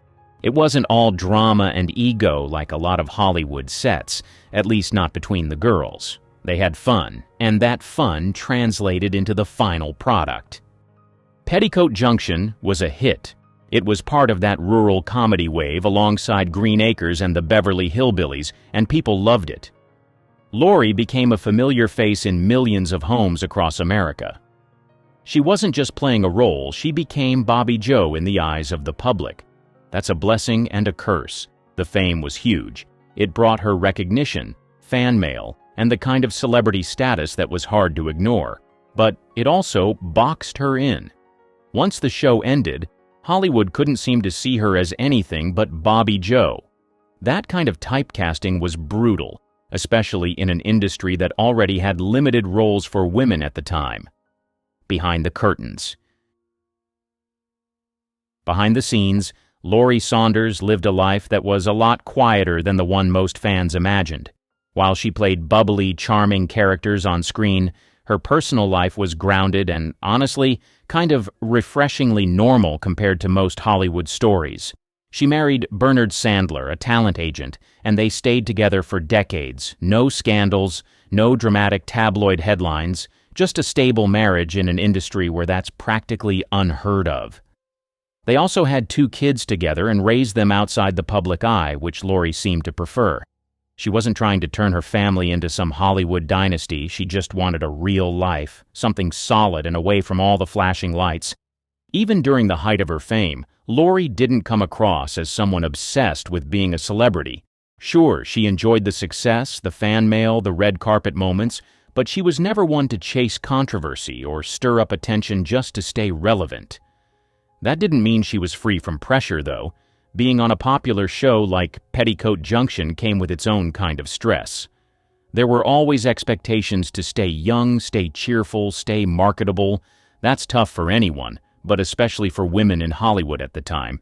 You were either the fresh-faced girl next door or yesterday's news, there wasn't much in between. And Laurie fit so perfectly into that sweet, wholesome role that it became hard for casting directors to imagine her as anything else. There were always little rumors floating around, mostly harmless stuff about her possibly retiring early or stepping back because she didn't want to play the game anymore. And honestly, there might be some truth to that. After Petticoat Junction wrapped up and the rural TV trend started fading, her roles got fewer and farther between. She did a few guest spots here and there, like in The Beverly Hillbillies, and movies like Bloodbath and A Day at the White House, but she never had another breakout moment. Some people thought she was pushed out by Hollywood's shifting tastes, while others believed she just decided she was done with it. The reality? It was probably somewhere in the middle. Laurie never made a dramatic exit. She didn't hold a press conference or write a tell-all book. She just quietly stepped back and started focusing on things that made her happy, like art, photography, and working with animals. She wasn't bitter or angry. She didn't try to claw her way back into the spotlight. It was like she had made peace with it all. She'd had her moment, she'd made her mark, and that was enough. In a business built on constant reinvention and attention-seeking, that kind of graceful exit is rare and, honestly, kind of admirable. Her swing at music. Back in the 1960s, Laurie Saunders took a swing at something beyond the screen, music. It wasn't a total left turn, considering the wholesome musical vibes of Petticoat Junction, but it definitely showed another side of her. She released a single titled Lonely Christmas, a soft, melancholic holiday tune that didn't exactly shoot to the top of the charts, but it had that earnest charm fans expected from her. The B-side, Out of Your Mind, was a bit edgier, more of a garage rock gem than a syrupy TV tie-in. It didn't get much attention at the time, but years later, that very song ended up on the cult compilation Girls in the Garage Volume 2, a collection of obscure 60s tracks by female artists that music lovers now treat like buried treasure. Suddenly, decades later, people were rediscovering Laurie Saunders not just as a TV actress, but as a contributor to that gritty, underrated world of vintage girl rock. And it wasn't just a solo venture. Laurie teamed up with her Petticoat Junction co-stars, Linda Kay Henning and Meredith McRae, and together they formed a short-lived singing group called The Girls from Petticoat Junction. It was a classic 1960s marketing move. Take 3 popular TV actresses, put them in matching outfits, and let them sing catchy tunes. But it worked, at least for the fans. They released a few singles, including If You Could Only Be Me in 1968 and 30 Days Hath September. Both songs were sweet, light, and very much of their time, bubblegum pop meets country twang, with a touch of innocence and girl-next-door appeal. Reception-wise, the music didn't exactly cause a national frenzy, but among Petticoat Junction fans, it was a hit. Kids who watched the show were thrilled to hear Bobby Joe, Betty Joe, and Billy Joe sing together in real life. For them, it was like the show had jumped off the screen and into the record player. The songs weren't revolutionary, but they were catchy and comforting, the kind of tunes you'd expect to hear in a 1960s diner or on an AM radio during a lazy afternoon. Now, those tracks have a second life. The Girls from Petticoat Junction 60s Sounds compilation brought all their recordings together, and nostalgia collectors have embraced it. It's not just fans of the show who care anymore. Vintage music lovers, vinyl collectors, and garage rock enthusiasts have started paying attention. There's this almost retroactive respect now, like people realizing, hey, this wasn't just a cute gimmick, these women were actually putting out solid music for their time. Laurie might have never been a chart-topping singer, but that little pocket of her career, those recordings with her co-stars, showed another layer of her talent. And now, oddly enough, that long-forgotten music is part of how she's being remembered. It's kind of poetic, really. Decades after she faded from the spotlight, her voice is still echoing, on old records, in compilation albums, and through speakers of people who never even saw Petticoat Junction in its original run. It's one of those strange little legacies that time quietly preserves. The subtle spotlight exit. Laurie Saunders' exit from Hollywood wasn't just quiet, it was practically ghost-like. One moment, she was a familiar face on TV reruns, smiling as Bobby Joe Bradley, and the next, it was like she'd vanished. No farewell tour, no final movie or emotional goodbye interview. She didn't try to squeeze out every last drop of fame like so many others from her era. She just stopped. The strangest part was that there was no big explanation. Nothing official ever came out to say, this is why Laurie Saunders left the business. It was as if the industry moved on without asking questions. And so did she. That abruptness is what makes it feel unsettling. Here was someone who had been in people's homes week after week, who still had that youthful glow and charisma even in her later appearances, and then she was gone. No dramatic scandal, no tragic downfall, just a full stop. Fans who remembered her from Petticoat Junction or even her lesser-known film roles started noticing something was off. She didn't pop up at nostalgic reunion specials. She didn't do the fan conventions. She wasn't on talk shows reflecting on the golden days. And for someone who had such a gentle public image, her silence became louder over time. It made people wonder, was something going on behind the scenes? Did she get burned out? Pushed out? Or did she see something in Hollywood that made her want to disappear? Now, while Lori never outright slammed the industry, there were whispers in interviews and reports over the years that she wasn't all that enchanted with the way things worked. She once mentioned how limiting the roles were and how quickly Hollywood forgets women once they're past their prime. There was no big takedown, no names dropped, but you could feel the disappointment underneath her words, like someone who had seen enough to know she didn't want to stick around and play the game anymore. Then came the more curious shifts. People who did catch glimpses of her later on said she looked different, thinner, more fragile, almost like the energy had been drained out of her.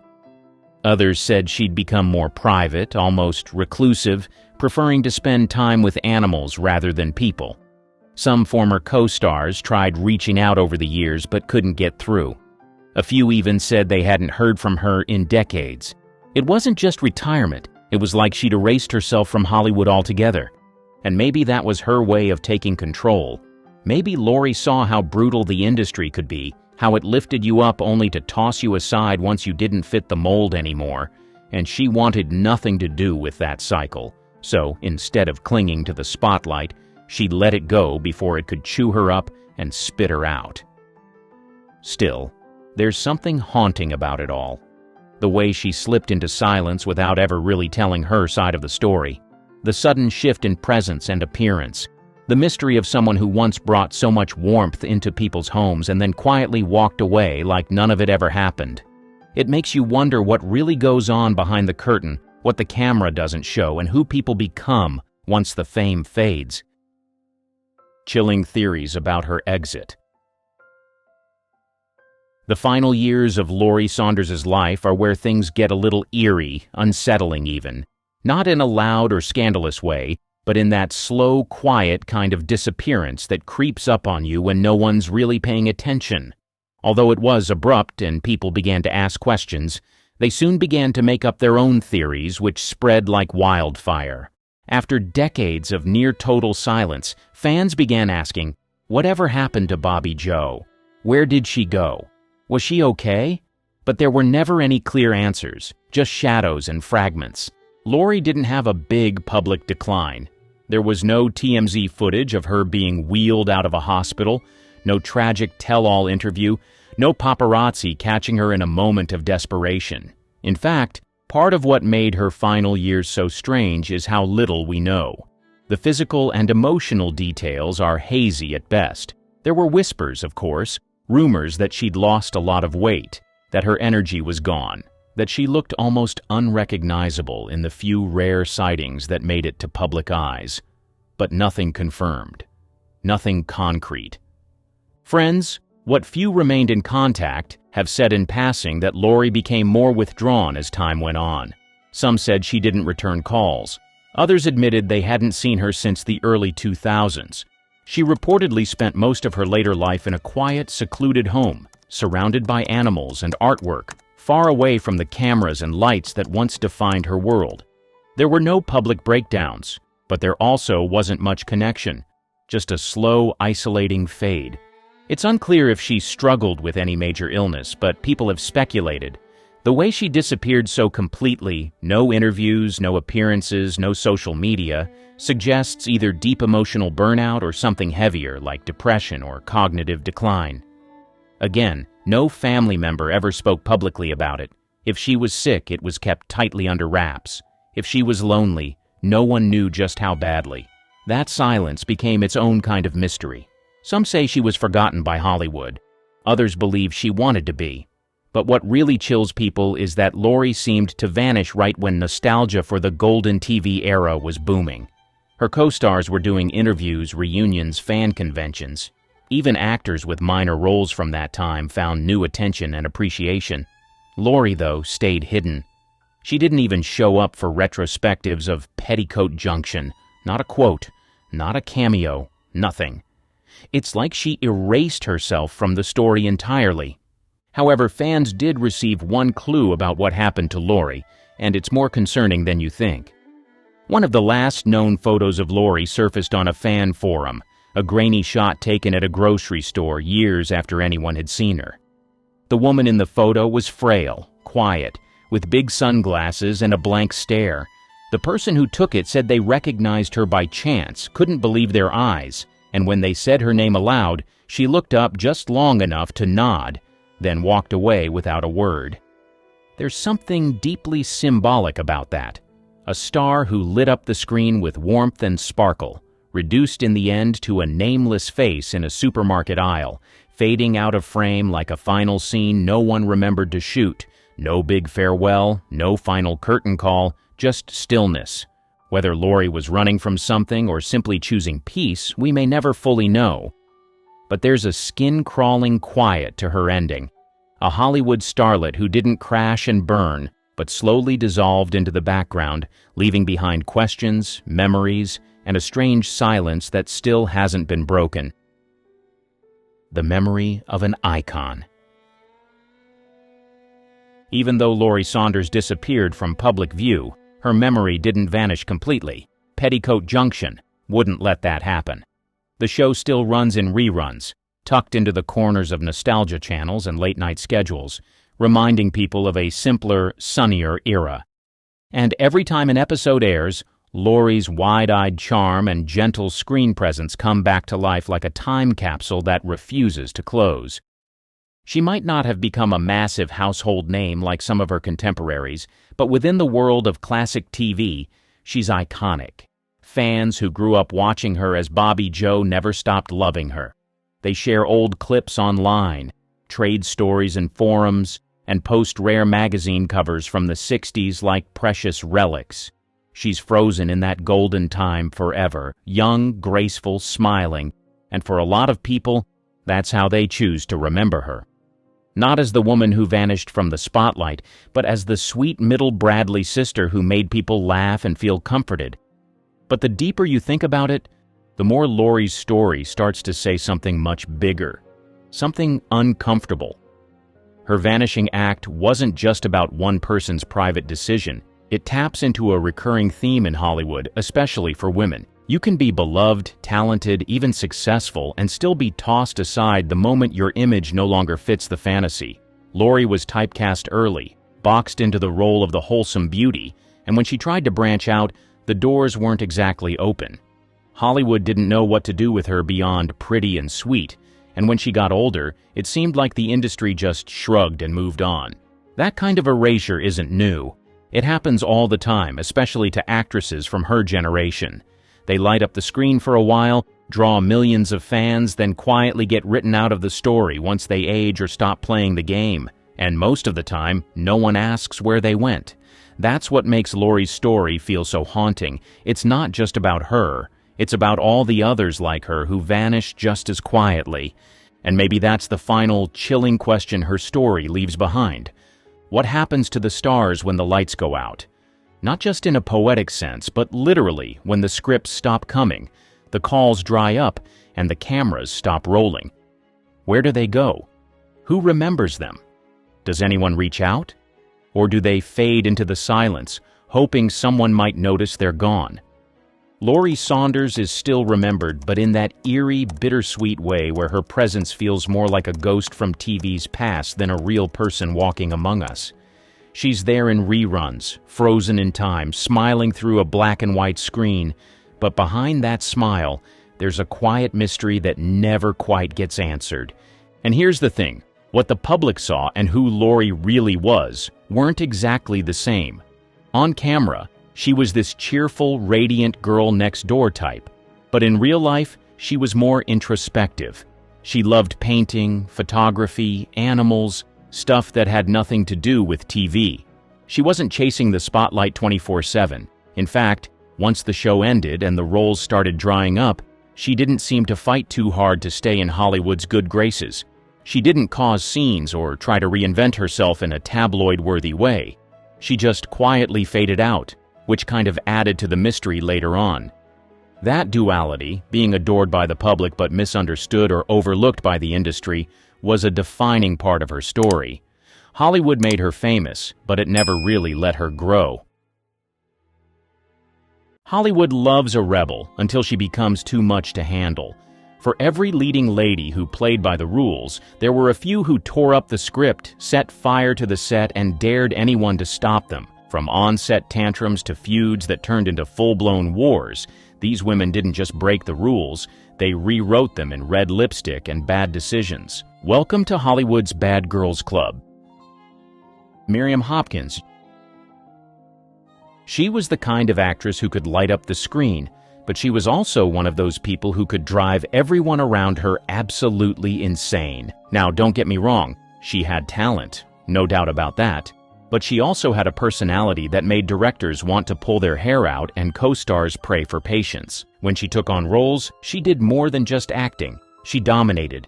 The problem was, she was also a dominating person, even off-screen. Whenever she didn't get her way, she would pull your ear out with whining and complaining. She would tell everyone within a 10-mile radius. And if you had the misfortune of crossing her path and she had a problem with you, she'd plant seeds of hatred in everyone around you. All these are not just cheap talk. Her feud with Bette Davis was legendary. These two couldn't stand each other.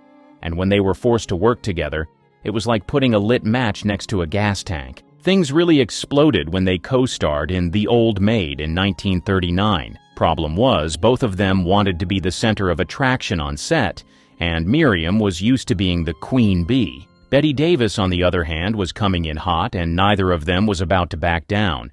There were constant power struggles. Who got the better camera angles? Who got the most screen time? Who got to steal the spotlight? They were practically keeping score. At one point, Miriam was so fed up with Bette stealing her thunder that she would deliberately drag out her own scenes, forcing Bette to just stand there and wait. And if that wasn't petty enough, rumor has it that she took pleasure in making Bette redo her scenes as many times as possible just to mess with her. But none of these compares to how paranoid she was about being upstaged. If she thought another actress was stealing attention, she'd go out of her way to make sure the focus stayed on her. There's even a story that she used to tamper with costumes and props to throw off her co-stars. And don't even get me started on her competitive streak when it came to landing roles. She and Bette Davis had another major falling out when Bette got the part of Jezebel in 1938, a role that Miriam really wanted. Instead of congratulating her, Miriam acted like Bette had personally stolen it from her, and she never let it go. At the end of the day, she made Hollywood exciting, but she also made it exhausting. If she were around today, she'd probably be trending every other week for behind-the-scenes drama. But hey, at least she kept things interesting, right? Constance Bennett. Bennett was a full-blown diva, and she knew it. She walked onto every set like she owned the place, and honestly, sometimes she kind of did. For context, she came from Hollywood royalty. Her father was stage and film actor Richard Bennett, so she carried herself like she was above the usual rules of show business. And if someone tried to treat her like an ordinary actress, oh, they were in for a rude awakening. To be sure, directors, co-stars, producers, she clashed with all of them. She had a sharp tongue and an even sharper attitude, and she wasn't afraid to put people in their place if they didn't meet her expectations. There are stories of her walking off set mid-scene just because she didn't like how things were going.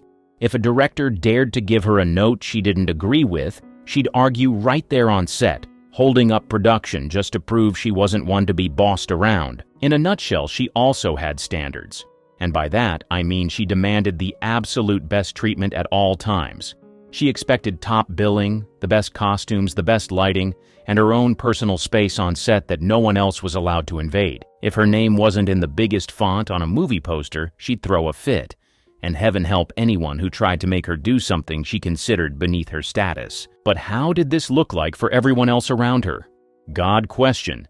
One of her most infamous feuds was with Warner Brothers head Jack Warner. She signed a contract with the studio, but quickly decided she hated the way they operated. So what did she do? She found every loophole possible to make life miserable for them. She refused roles, showed up late, and made outrageous demands just to prove she wasn't going to play by their rules. Eventually, they gave up and let her go. That was Constance in a nutshell. Her way or no way at all. She might have been a nightmare to work with, but she made damn sure no one ever forgot her. Susan Hayward. This actress came up in Hollywood when the studios expected actresses to be sweet, submissive, and easy to control. But when it came to Susan, they were barking off the wrong tree. She had zero interest in playing nice. She had a reputation for being fiery, temperamental, and absolutely unwilling to take nonsense from anyone, whether it was a director, a co-star, or a producer trying to push her around. She fought tooth and nail for every role she got, and once she had it, she was all in, which sometimes made her a nightmare to work with. Directors would try to rein her in, but that made it 10 times worse. She had no patience for being micromanaged.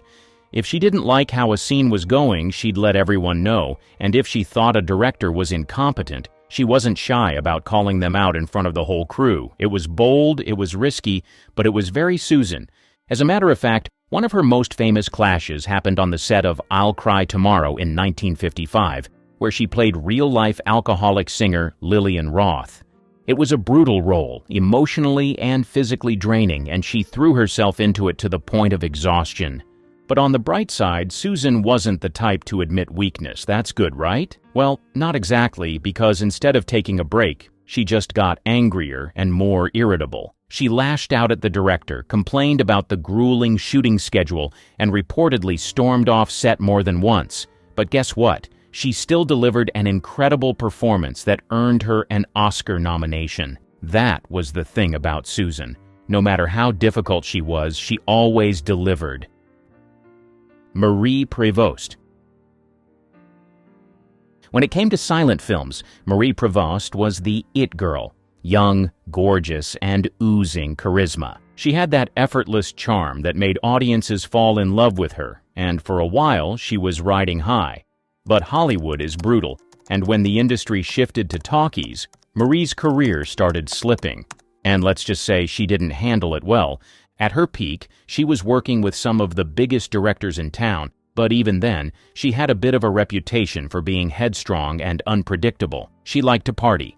She had a sharp tongue, and she didn't always play by the rules. But as her career started to decline, that rebellious streak turned into something darker. She became unmanageable, showing up late, arguing with directors, and sometimes just not showing up at all. As you might imagine, the studios had no patience for that kind of behavior, especially from an actress they didn't see as a box office draw anymore. So they pushed back, and it made her 10 times more difficult. The real turning point came when she started drinking heavily. It started out as just a little indulgence here and there, but it later became full-on self-destruction. She was drowning in booze, using it to numb the pain of her fading career. And it didn't take long before the studios washed their hands of her completely. She went from leading lady to barely scraping by, picking up whatever small roles she could just to survive.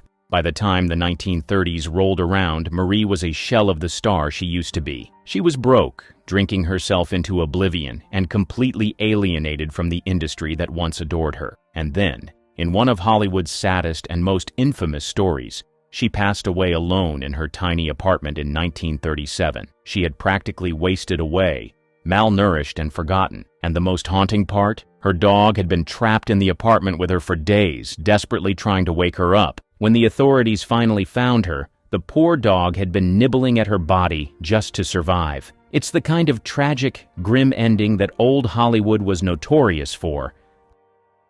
Lena Basquette. There's no easy way to say it. Lena Basquette was the kind of woman who made old Hollywood executives sweat. She was more than a handful to deal with. She was a full-blown firecracker who refused to play by the rules. Studios liked their leading ladies to be glamorous, obedient, and scandal-free, but that wasn't Lena. She was basically the opposite of those things. She had a sharp tongue, a wild streak, and a habit of getting involved with the wrong men, and Hollywood just didn't know what to do with her. She started in silent films and was absolutely stunning on screen, but behind the scenes, she was more interested in stirring up drama than taking direction. She had affairs with powerful men, big-shot producers, directors, even tycoons, and let's just say it didn't always end well. One of these her high-profile relationships was with Sam Warner, one of the Warner Brothers founders. She married him, which should have secured her a permanent spot in Hollywood royalty, but when he died young, she was left fighting with his family over his fortune. And the Warner family? They hated her. They saw her as nothing more than a gold digger and basically blacklisted her from the industry. Not that Lena ever needed help getting into trouble. She was trouble herself. So imagine how people felt when they realized she had a connection to Adolf Hitler. No joke. She claimed he was a huge fan of hers and even invited her to Germany. According to Lena, he wanted to make her a personal guest of the Third Reich. She turned him down, of course, but the whole thing just added to her already chaotic reputation. Pola Negri. Every move she made, every word she spoke, every tear she cried, and there were a lot of those, was dialed up to 100. She came from European silent cinema, where over-the-top drama was the way to go, and she brought that same energy into real life. How did the studios take it? Well, they all loved her at first, until they realized she was just as dramatic off-screen as she was on it. She threw tantrums, made ridiculous demands, and always made sure the spotlight was on her.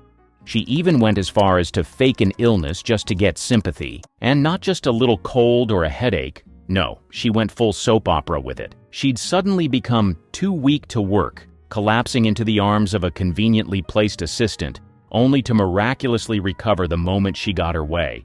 And if someone dared to call her out on it, well, let's just say they weren't going to have a fun day on set. I mean, even her love life was dramatic. When she got involved with Rudolph Valentino, the ultimate heartthrob of silent cinema, it was epic while it lasted, but when he passed suddenly in 1926, Pola saw an opportunity for the performance of a lifetime. She showed up at his funeral in full mourning attire, weeping dramatically, collapsing against his coffin, basically turning the whole thing into her own personal tragedy. People were torn between feeling bad for her and wondering if she was just putting on a show. Spoiler, she definitely was. Betty Hutton. High energy, loud, and completely unstoppable, Betty Hutton was like a human tornado. If you've ever seen her in Annie Get Your Gun in 1950, you know exactly what I mean. She was all wide eyes, big expressions, and go, go, go energy. That worked great on film, but behind the scenes, it made her a nightmare to work with. Directors were constantly at their wits' end with her. She wasn't just enthusiastic, she was exhausting. She had a habit of outperforming everyone around her, which didn't sit well with co-stars who weren't keen on being upstaged. She would over-rehearse scenes to the point of driving everyone crazy, sometimes working herself into a frenzy so intense that she'd actually collapse from exhaustion. And if she didn't like the way something was going, she made sure people knew about it. In fact, one of her biggest blow-ups was with director Cecil B. DeMille on the set of The Greatest Show on Earth in 1952. Now, unlike most other directors, DeMille was not the kind of guy you argued with. He was old-school Hollywood royalty, and his word was law. But Betty didn't care. She was constantly butting heads with him, questioning his choices, and basically running around like a one-woman circus. DeMille reportedly got so fed up that he swore he'd never work with her again. And guess what? He didn't. In the end, it's safe to say Betty's biggest enemy, the people around her. It was herself.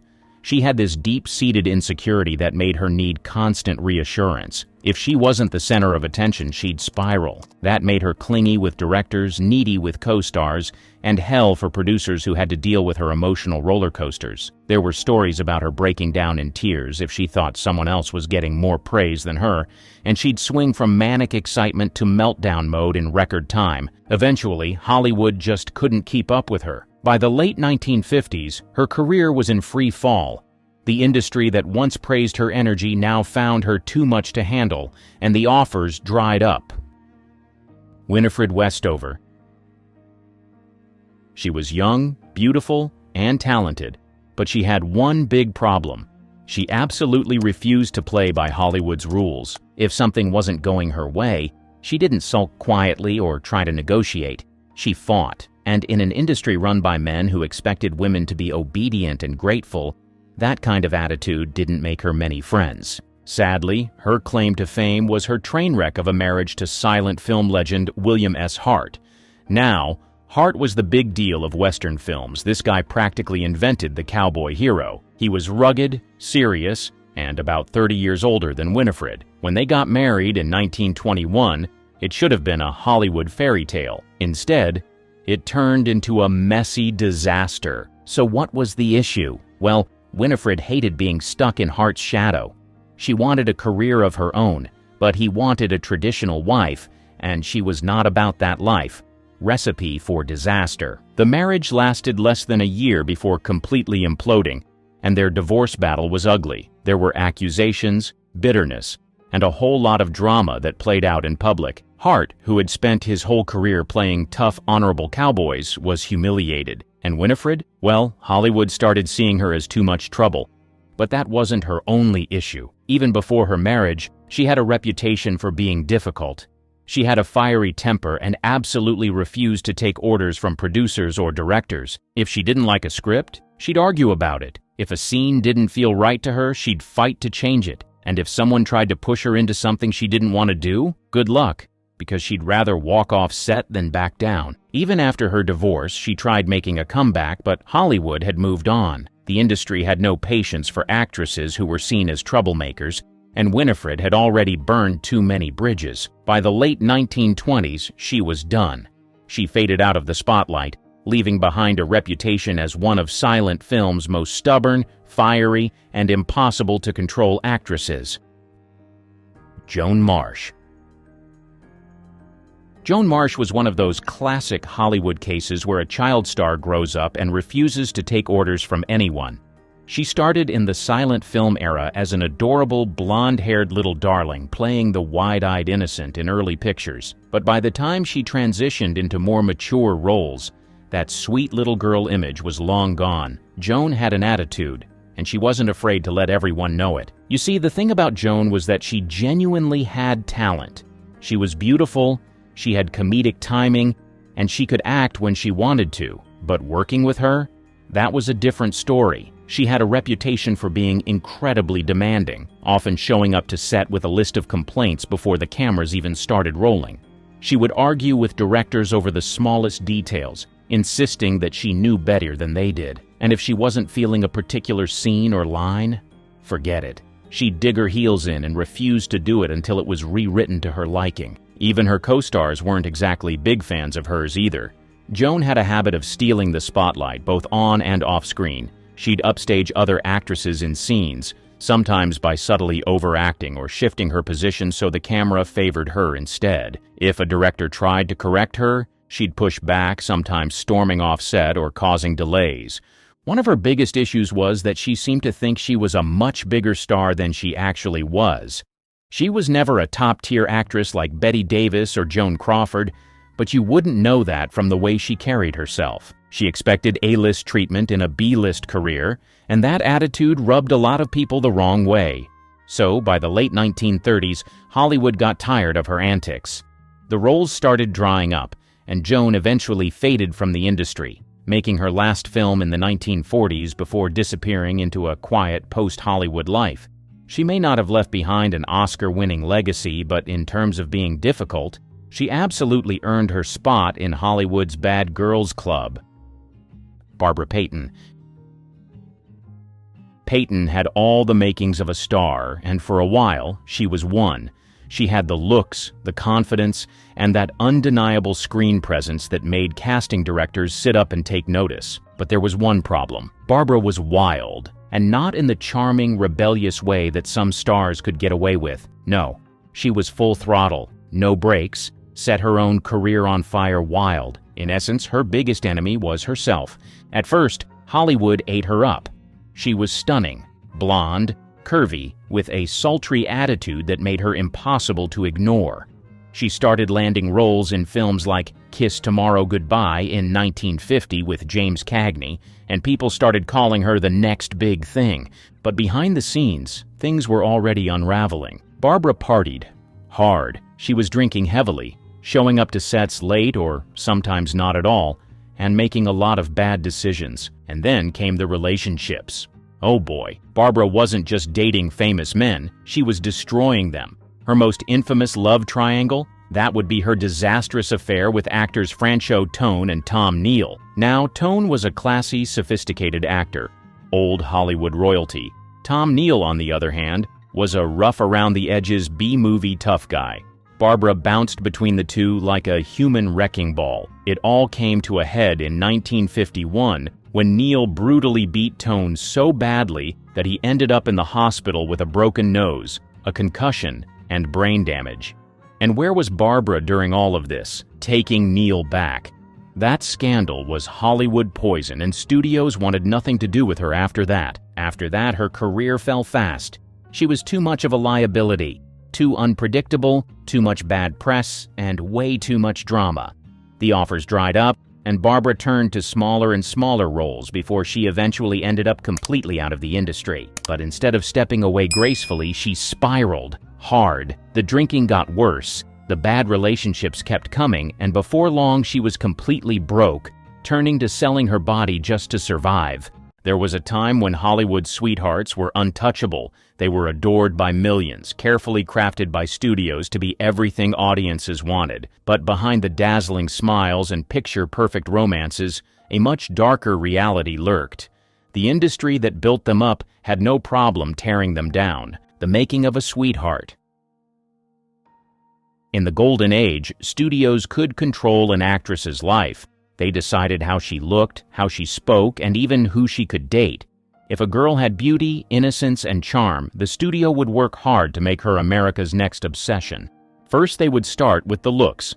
To be a Hollywood sweetheart, you needed to be young and fresh-faced. You had to be the type of woman audiences wanted to protect. Soft curls, bright eyes, and a warm smile. No heavy makeup or sharp features here, just a look that melts hearts. For example, Mary Pickford, America's sweetheart herself, with her iconic golden ringlets and gentle demeanor. She was the original template, and every sweetheart after her had to fit the mold in some way. But make no mistake, looks were only a part of the entire equation. Public image and how these actresses were perceived was also a big deal. The studios had entire teams dedicated to crafting these actresses' public images. PR agents went as far as writing their life stories before they had even lived them. A sweetheart needed to seem wholesome, kind, and naturally lovable. She was the girl next door who became a star. If her real background didn't match the image, no problem. The studio would rewrite her past. A troubled childhood? Erased? An unhappy marriage? Covered up. Then the publicity stunts became a thing. These actresses were always seen doing something cute or heartwarming, visiting children's hospitals, smiling for photos with puppies, going on staged innocent dates with equally beloved actors. Everything was calculated and curated to make them seem approachable.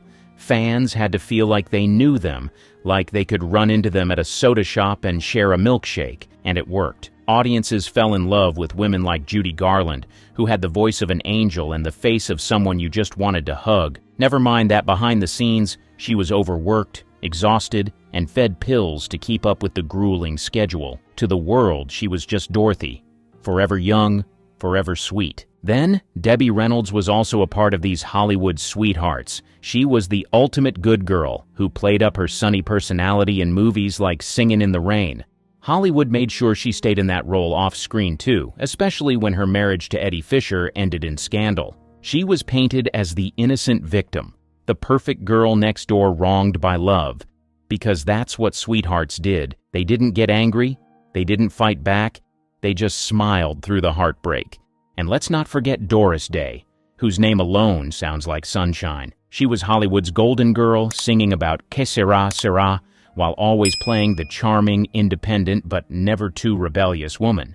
Studios kept her in that perfect, perky image for as long as they could, even as the world around her changed. These women were loved, adored, and admired, but only as long as they stayed in the boxes Hollywood put them in. The second they wanted to grow up, take on different roles, or show the world they were more than just America's sweetheart, the industry wasn't so sweet to them anymore.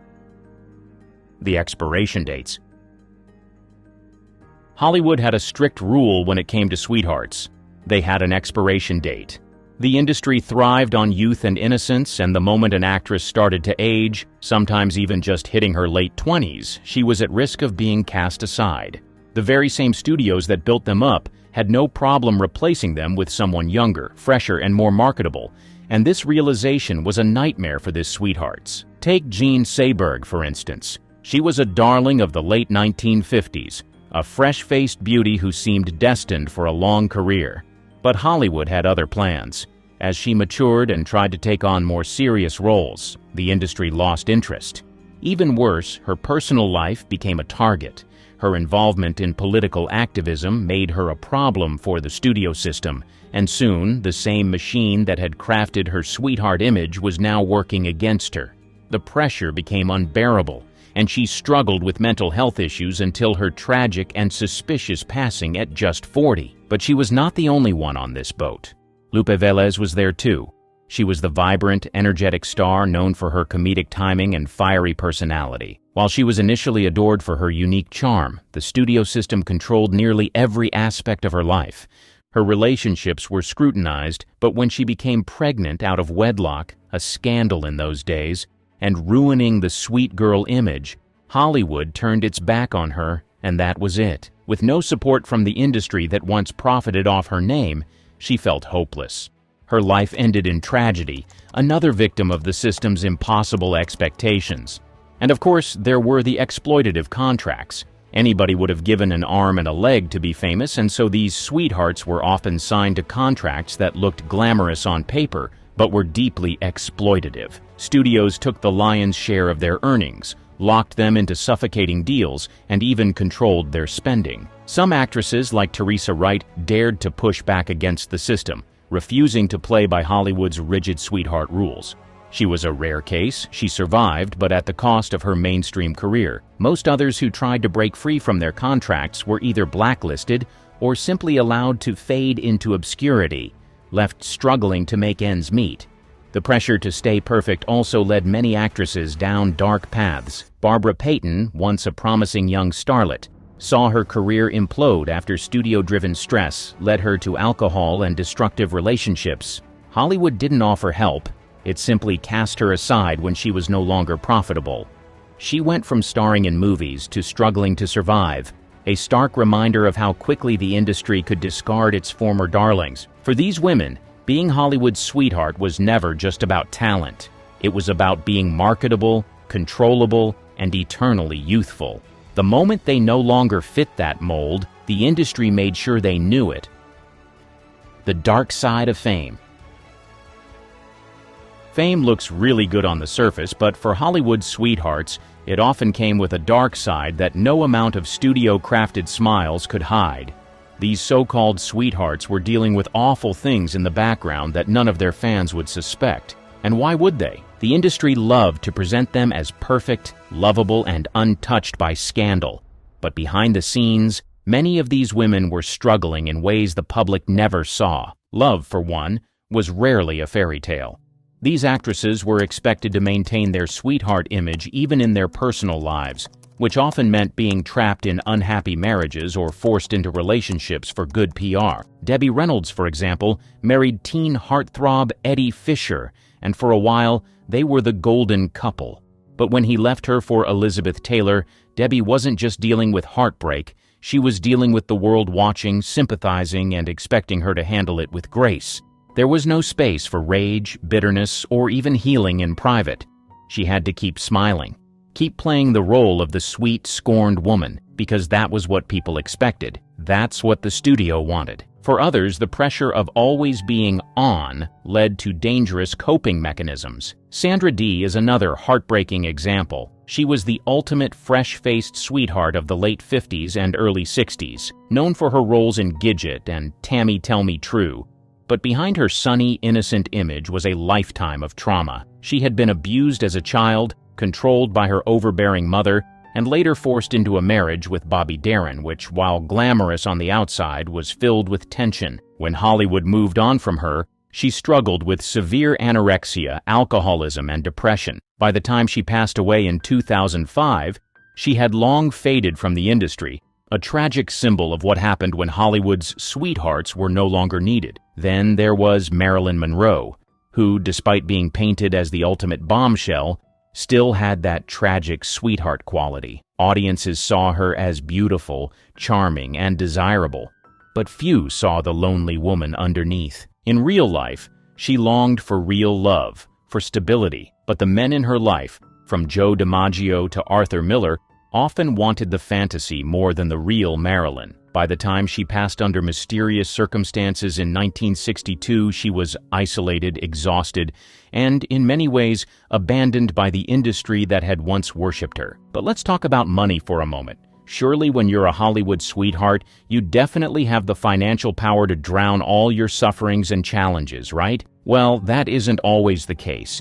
Many sweethearts, trusting the wrong people or simply being kept in the dark about their own finances, ended up broke. Judy Garland was once one of the highest-paid actresses in Hollywood, but by the end of her life, she was performing in small clubs just to make ends meet. The final blow came with the way some of these women left the world. Whether it was overdoses, suicides, or circumstances that never quite added up, their passing shook Hollywood. Some, like Marilyn, became legends, their tragic ends only adding to their mystique. Others, like Dorothy Dandridge, who was found lifeless at 42 under financially and emotionally crushing circumstances, became tales of what happens when Hollywood is done with you. But on the bright side, some sweethearts fought back. They refused to disappear, refused to let the industry decide when their time was up.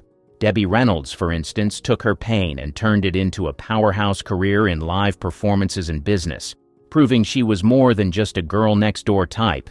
Doris Day, who had been trapped in the studio sweetheart mold for years, reinvented herself as an animal rights activist and found a new kind of purpose beyond Hollywood. Not every Hollywood sweetheart got her happy ending, but the ones who did, they wrote their own story, no longer letting Hollywood do it for them.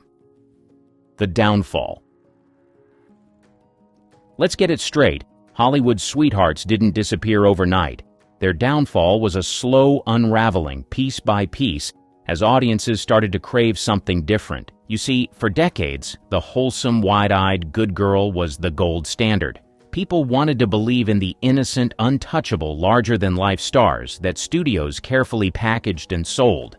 But as time went on, the cracks started to show. By the late 1950s and early 1960s, moviegoers were changing.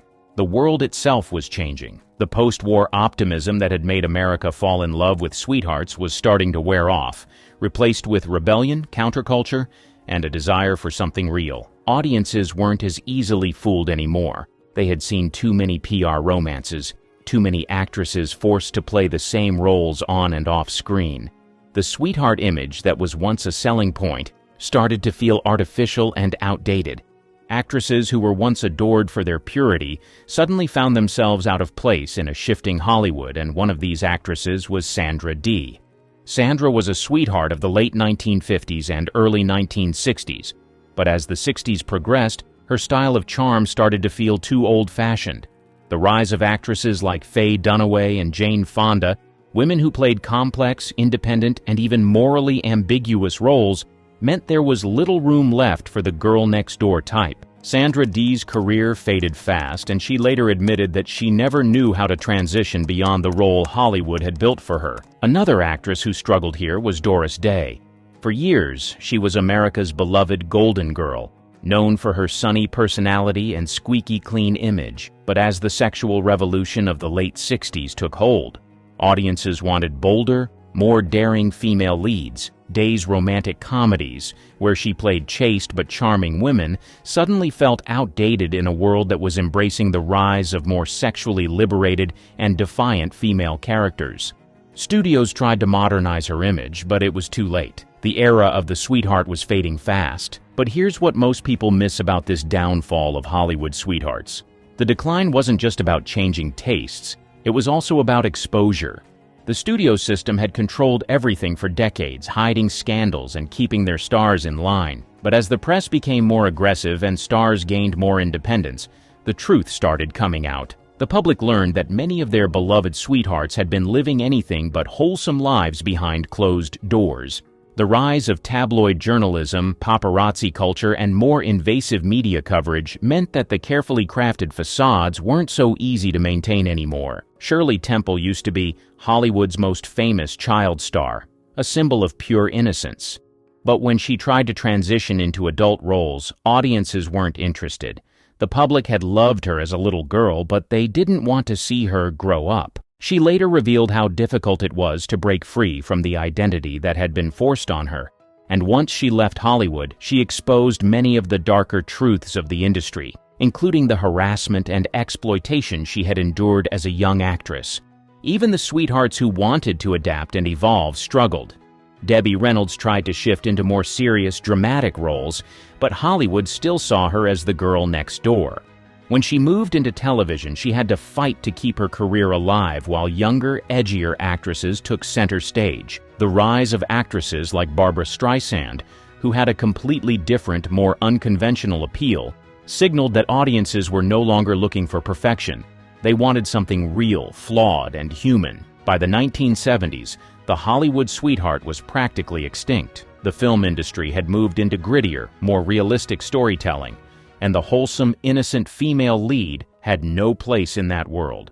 Actresses like Sybil Shepherd, Diane Keaton, and even a young Meryl Streep took on roles that were messy, complicated, and unpredictable, everything the classic sweethearts had never been allowed to be. The downfall of Hollywood sweethearts wasn't just about aging out of the system. It was about the world realizing they had been sold an illusion. The more people saw behind the curtain, the less they believed in the perfection they had once idolized.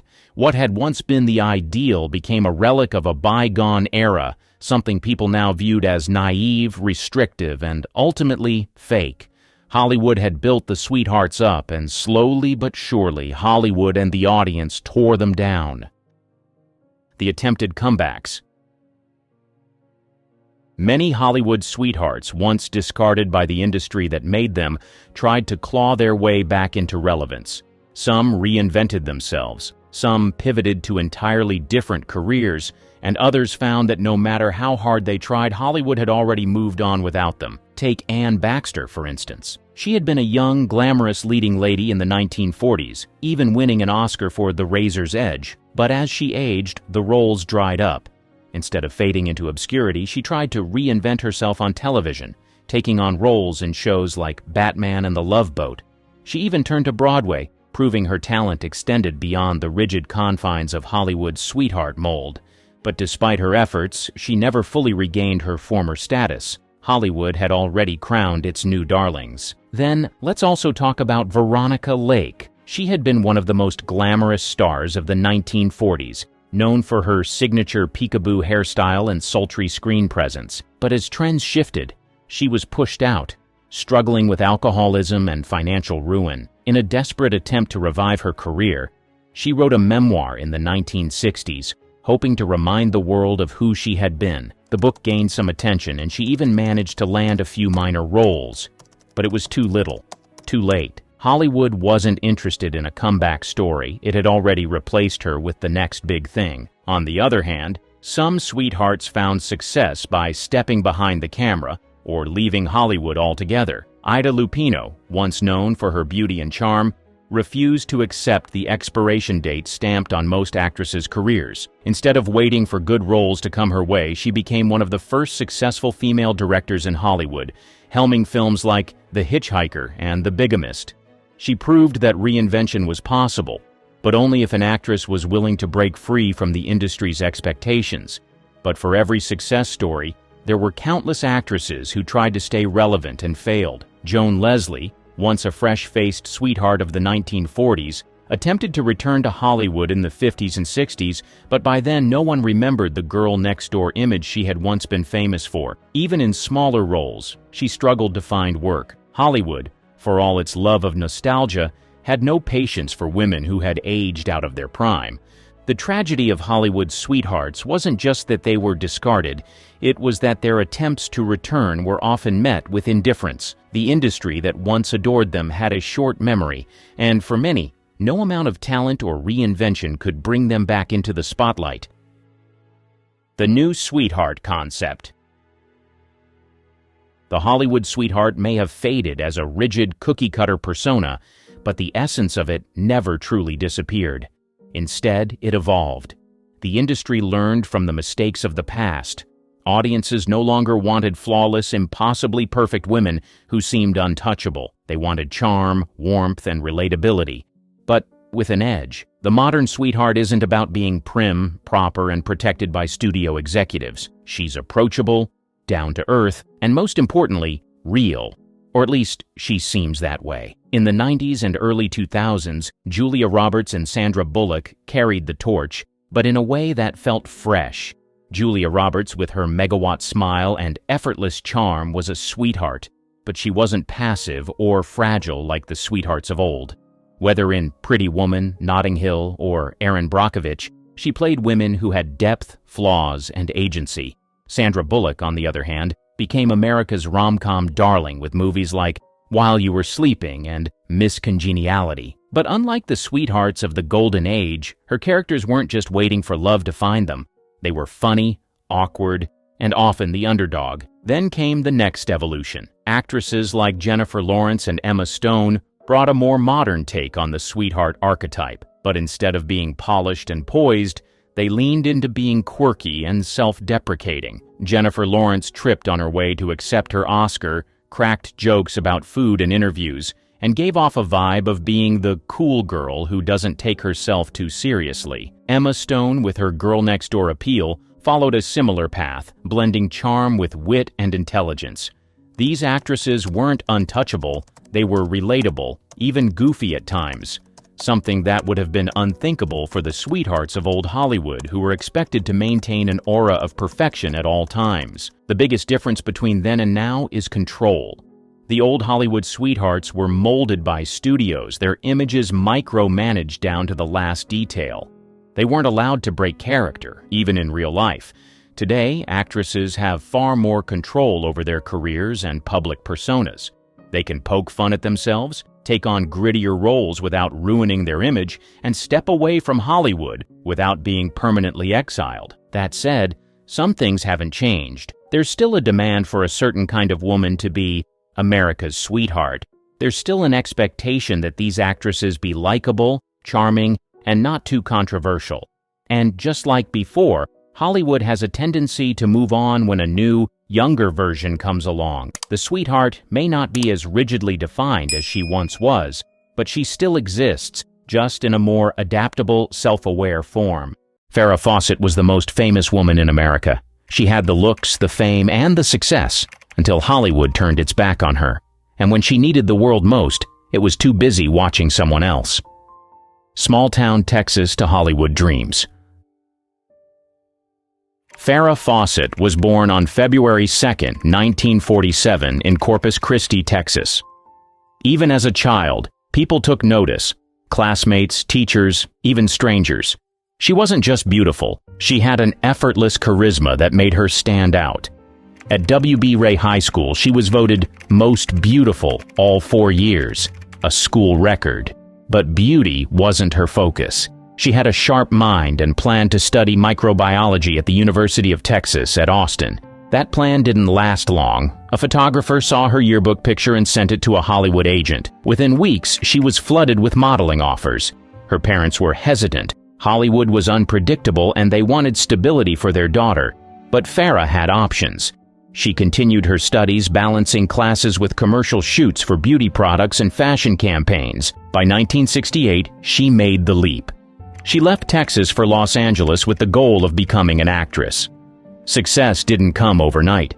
She appeared in shampoo commercials, did minor TV guest spots, and took on small modeling gigs. Her first major contract was with Screen Gems, the studio behind Bewitched and I Dream of Jeannie. It was a foot in the door, but big roles were still out of reach. Her first credited role came in 1969 on Mayberry RFD, followed by appearances on The Flying Nun and The Partridge Family.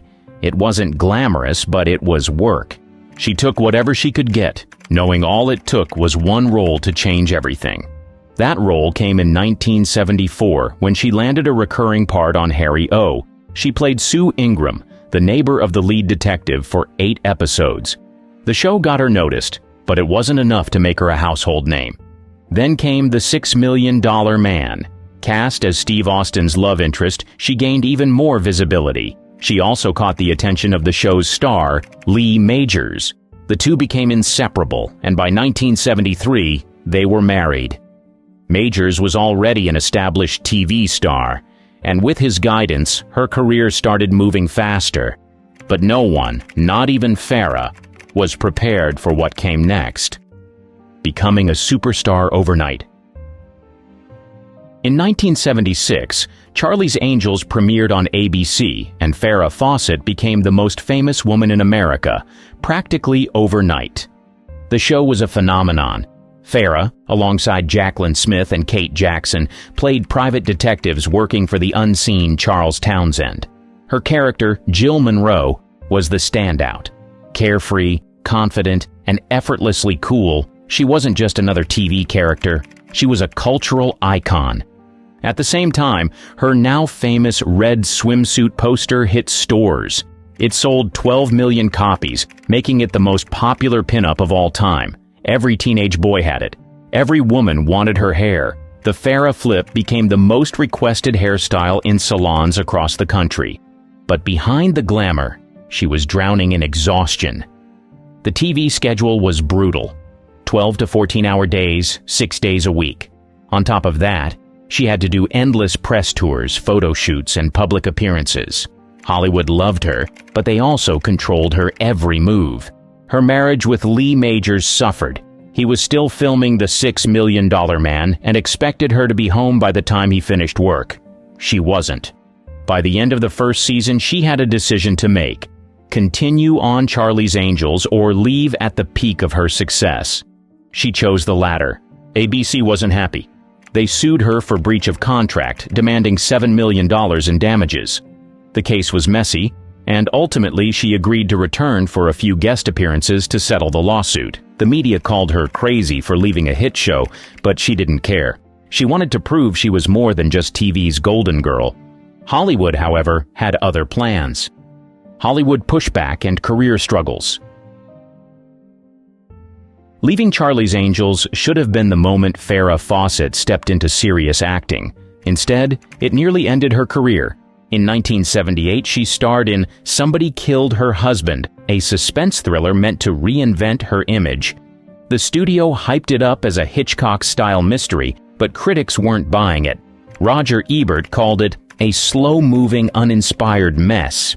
Audiences weren't interested either. The film bombed at the box office. It didn't just underperform, it humiliated her. Hollywood took it as proof she wasn't leading lady material. She was slapped with the dreaded TV actress label, a death sentence for credibility in film. Directors didn't see her as serious. Producers assumed she lacked depth. She was offered more fluff roles, light comedies, throwaway dramas, none of which aligned with what she wanted. Determined to shake the stigma, she tried again with Sunburn in 1979. It was a crime comedy pairing her with Charles Grodin. On paper, it looked promising. In reality, it was another misfire. Critics were unimpressed. Audiences barely noticed. Farah's second attempt at big screen stardom fizzled out just as quickly as the first.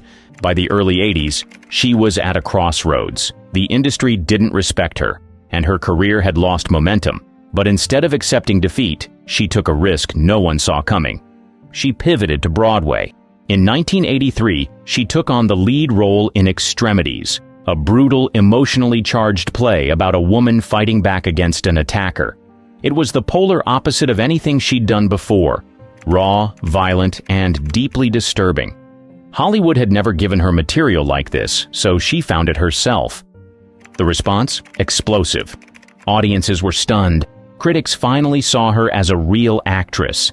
The New York Times praised her performance as harrowing and fearless. She earned standing ovations nightly. For the first time in her career, no one was talking about her hair, her looks, or her past as an angel. They were talking about her talent. Forgotten film career. Farah Fawcett will always be remembered for Charlie's Angels, but many forget that she continued working well into the 90s and 2000s. Taking on challenging roles that rarely got the recognition they deserved. After her Golden Globe nomination for Extremities in 1986, she was finally being taken seriously as an actress.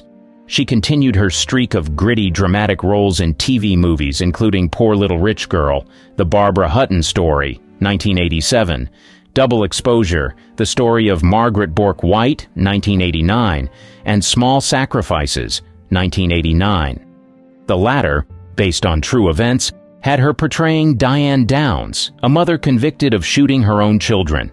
The role earned her another Golden Globe nomination and critical praise. In the 90s, she continued choosing projects that broke away from her sex symbol image. One of her most daring roles was in Robert Duvall's 1997 film The Apostle, where she played the estranged wife of a troubled preacher. The film was highly praised by critics, with many calling it one of the best performances of her career. But even with acclaim, it was clear that Hollywood wasn't offering her the same big-budget films that other actresses of her era were getting. Still, she worked steadily. Her 2000 TV movie, Jewel, was another strong performance, earning her a third Golden Globe nomination for her portrayal of a mother raising a child with Down syndrome. By the early 2000s, though, work slowed down. The industry was changing.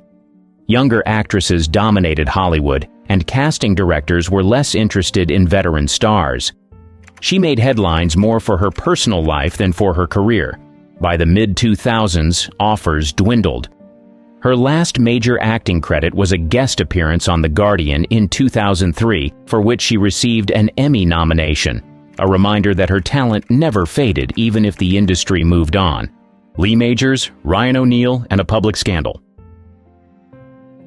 Farah Faucet and Lee Majors looked like Hollywood's golden couple, but behind the scenes their marriage was unraveling.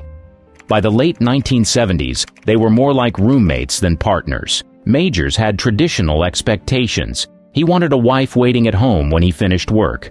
Farah, however, was the biggest TV star in America, balancing grueling filming schedules, promotional tours, and endless magazine covers. The time apart was too much. By 1979, they had unofficially separated. The breakup wasn't ugly, but it was inevitable. Farah had outgrown the role of the doting wife, and Majors couldn't accept her skyrocketing fame. Their divorce was finalized in 1982, but Farah had already moved on to Ryan O'Neal. Ryan O'Neal and Farah Fawcett's relationship was a Hollywood roller coaster, passionate, volatile, and endlessly complicated.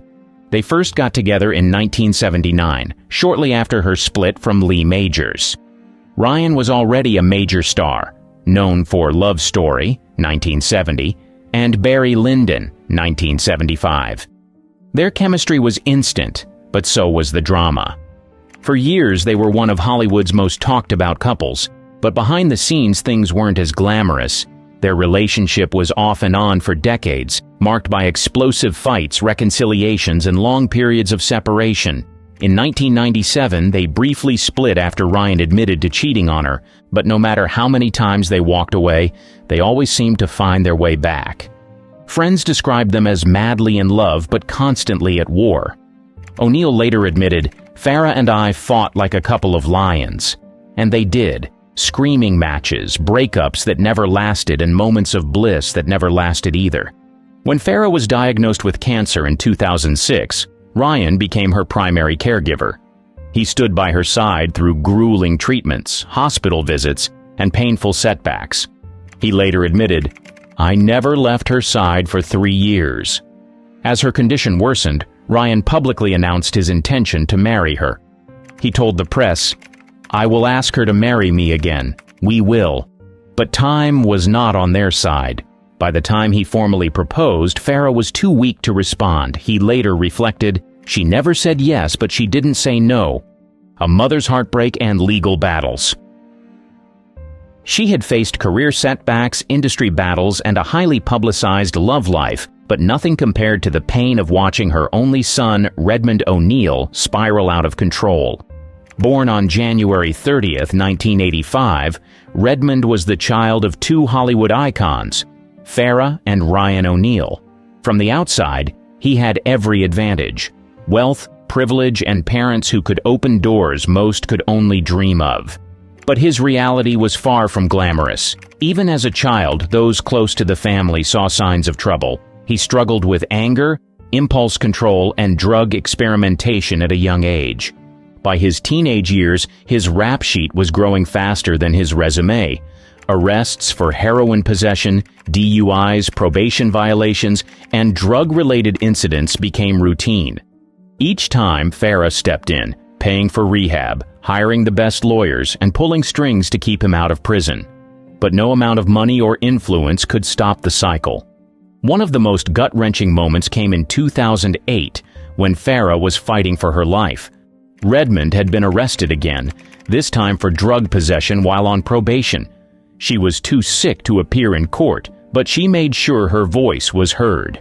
Through her representatives, she begged the judge for leniency, urging the court to give her son another chance.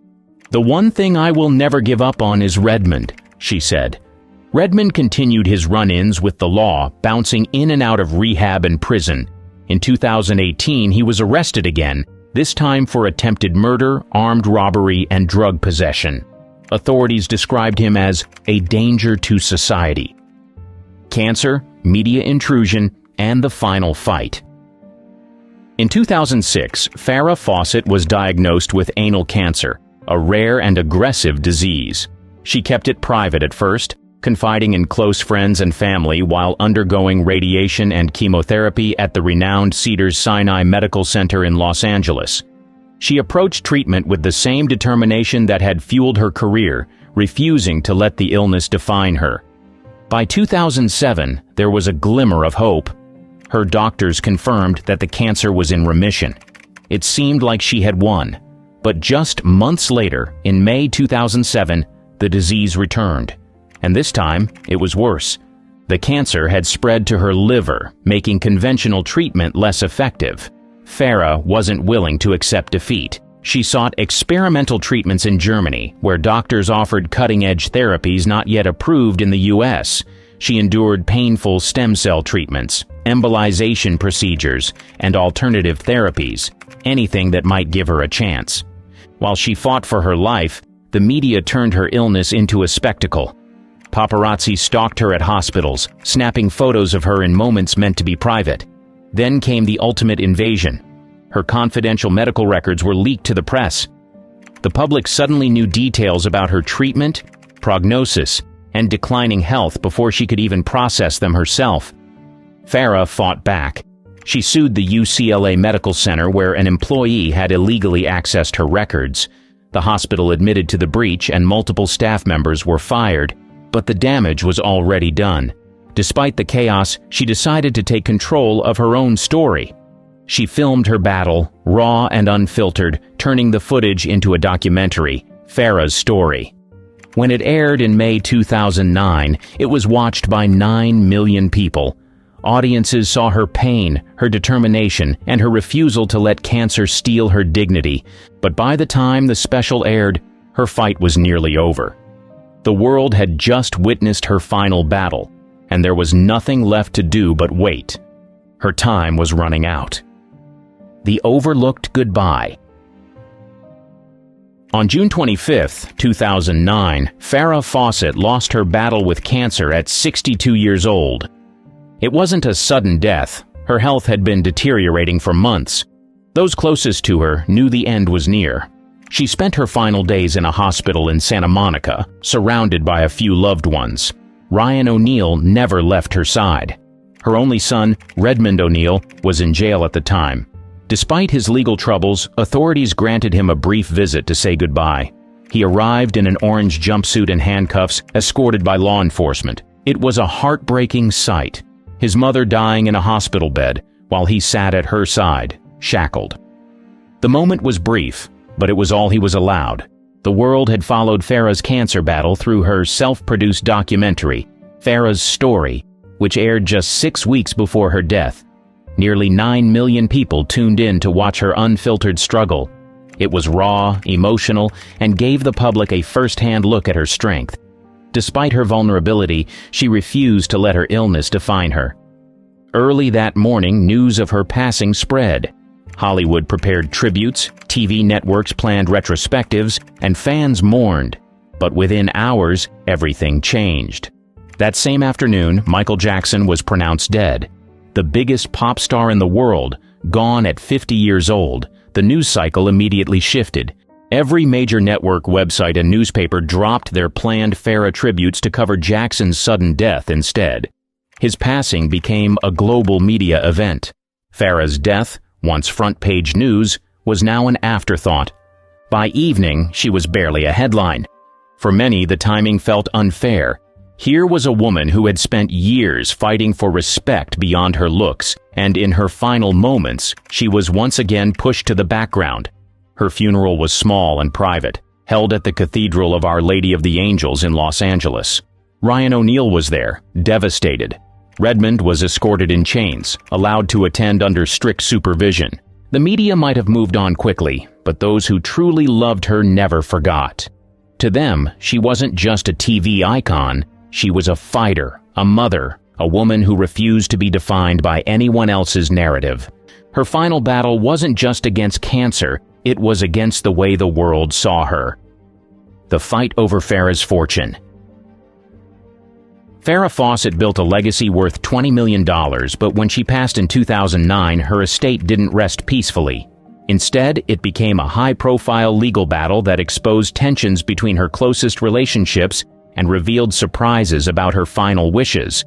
Her will was meticulously planned.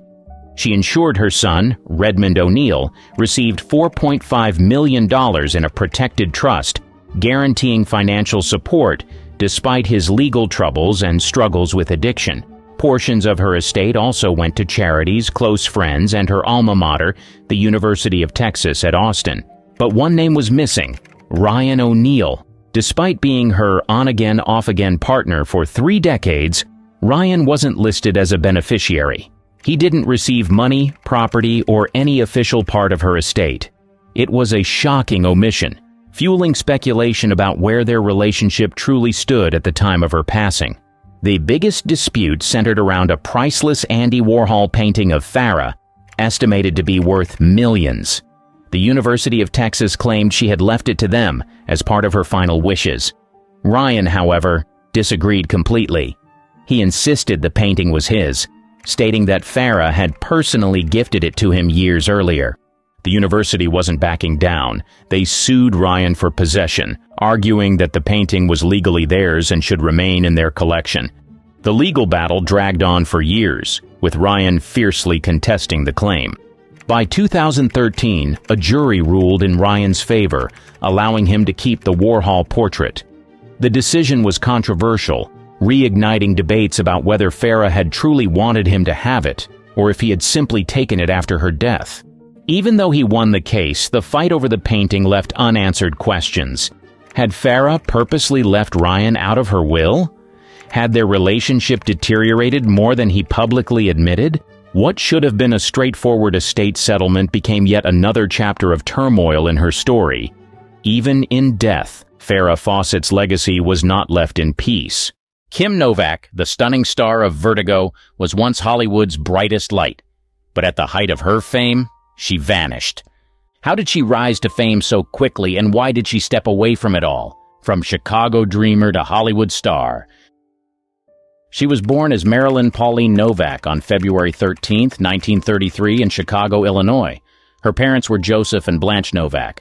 Joseph worked as a history teacher, and her mother was a factory worker. Marilyn grew up in a modest household and attended William Penn Elementary, Farragut High School, and Wright Junior College. After high school, she briefly attended the School of the Art Institute of Chicago. In the early 1950s, Novak worked as a model and a dental assistant. Her breakthrough came when she won 2 modeling contests, Miss Deep Freeze and Miss Refrigerator, during a promotional tour. This led to a contract with Columbia Pictures. Studio head Harry Cohn saw potential in her and suggested a name change. Marilyn Novak became Kim Novak, starting her journey into Hollywood. Her first significant role was in the 1954 film Pfft, starring opposite Judy Holliday and Jack Lemmon.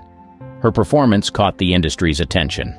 That same year, she appeared in Pushover alongside Fred MacMurray, further establishing her as a rising star. The turning point came in 1955 with the film Picnic. She played Madge Owens, a small-town girl yearning for excitement. Directed by Joshua Logan, the film was a critical and commercial success, earning her a Golden Globe for Most Promising Newcomer. Critics praised her performance, with Bosley Crowther of the New York Times calling her an exciting discovery. In 1956, she starred in The Man with the Golden Arm with Frank Sinatra. Her portrayal of Molly, a woman dealing with a drug-addicted lover, showed her range as an actress. The film was nominated for 3 Academy Awards and further solidified her position in Hollywood. Novak's iconic role came in 1958 with Alfred Hitchcock's Vertigo. Playing dual roles as Madeline Elster and Judy Barton, she starred opposite James Stewart. The film initially received mixed reviews, but is now considered one of the greatest films of all time.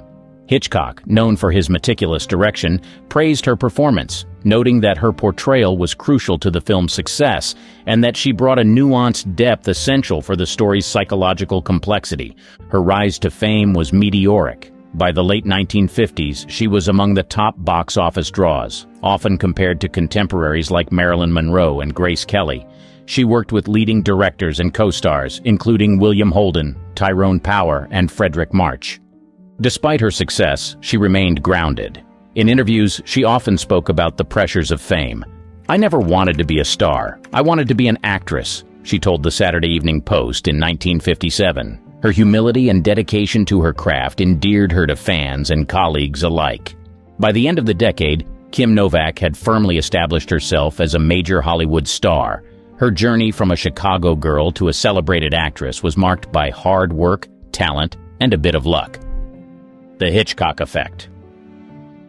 Alfred Hitchcock's Vertigo, released in 1958, became a defining moment in Kim Novak's career. This psychological thriller, now hailed as one of the greatest films ever made, paired her with James Stewart. She played dual roles, Madeline Elster and Judy Barton, a complex portrayal that showcased her acting depth. The film's production was intense. Hitchcock, known for his exacting standards, pushed Novak to deliver a performance that would leave a lasting impact. Her preparation for the role was meticulous. To embody Madeline, a character steeped in mystery and elegance, she worked closely with costume designer Edith Head. The iconic gray suit she wore became a symbol of the character's haunting presence. Novak mentioned in a Vanity Fair interview, "The suit was like a uniform. It helped me get into Madeline's skin. I felt her tension, her allure." Vertigo required her to switch personas, a task that tested her versatility. As Judy Barton, she portrayed a down-to-earth, working-class woman, a stark contrast to the sophisticated Madeline.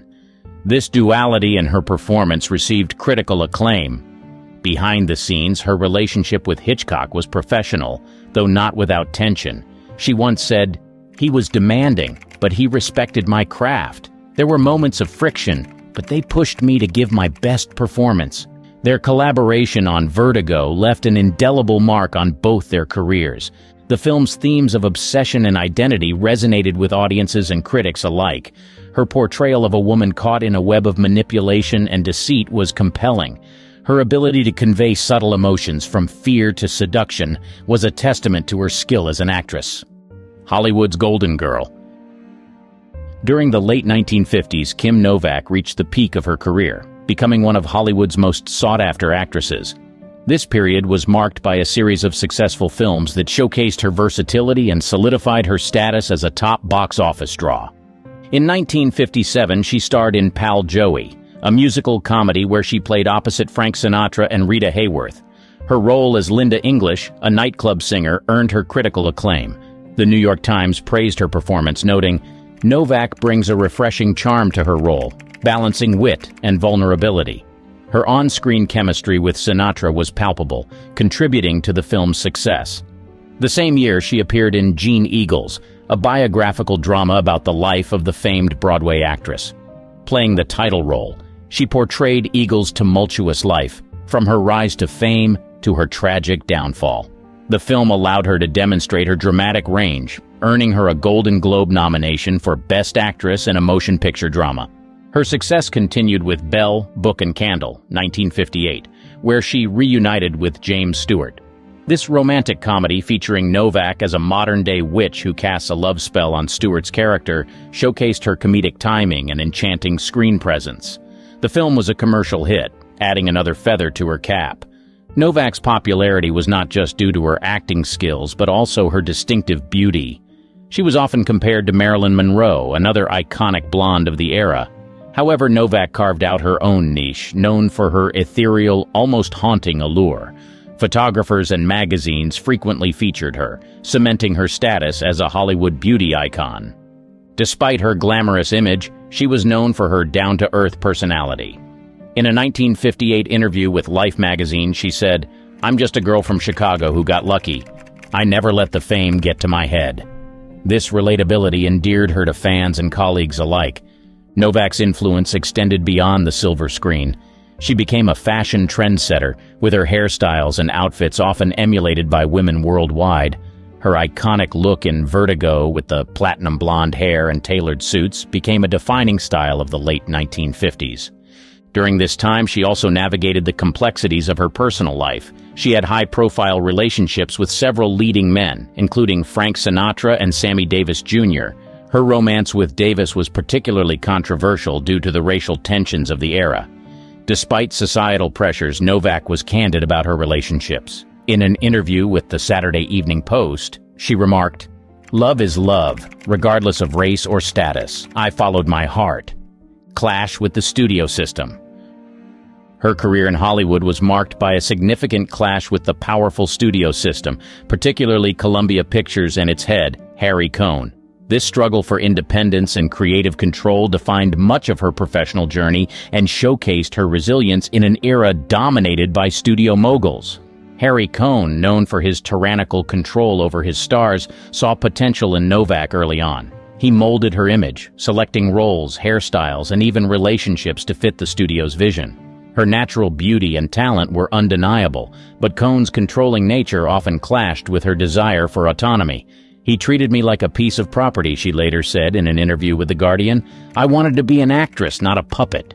One of the earliest and most significant clashes came during the production of Pal Joey in 1957. Novak wanted to play the role of Linda English her way, bringing depth and nuance to the character. However, Cohn insisted on a more glamorous, superficial portrayal. Despite the tension, her performance received praise, proving her instincts were correct. In 1958, during the filming of Vertigo, Novak faced further challenges. Alfred Hitchcock, although demanding, allowed her more creative freedom than Cohn ever did. This experience highlighted the stark contrast between working under a controlling studio head and a visionary director. "Hitchcock respected my craft," she reflected. "It was a relief to work with someone who valued my input." The turning point in Novak's battle with the studio system came with Middle of the Night, 1959, a film directed by Delbert Mann. The film, a drama about a May-December romance, was a departure from her typical roles. She insisted on playing the part despite Cohn's reservations. The film received critical acclaim, and her performance was lauded as one of her best. This success bolstered her confidence and solidified her resolve to fight for meaningful roles. However, Cohn's death in 1958 brought both relief and uncertainty. Without his oppressive control, Novak hoped for more freedom. But she also faced a studio in disarray. Columbia Pictures struggled to maintain its status without Cohn's iron fist, and her career trajectory became unpredictable. In the early 1960s, she took bold steps to assert her independence. She turned down roles she felt were beneath her, including high-profile projects that would have guaranteed box office success, but offered little artistic challenge. Her decision to leave Columbia Pictures in 1965 was a significant move. Novak sought to work with directors and studios that offered her creative control. This period saw her taking on diverse roles in films like Kiss Me Stupid, 1964, and The Amorous Adventures of Moll Flanders, 1965. Although these films did not achieve the same level of success as her earlier works, they represented her commitment to artistic integrity, battling her inner demons. Behind the glamorous facade of Hollywood stardom, Kim Novak faced significant personal struggles that deeply affected her life and career. Despite her success on screen, she battled with inner demons and external pressures that took a toll on her mental and emotional well-being.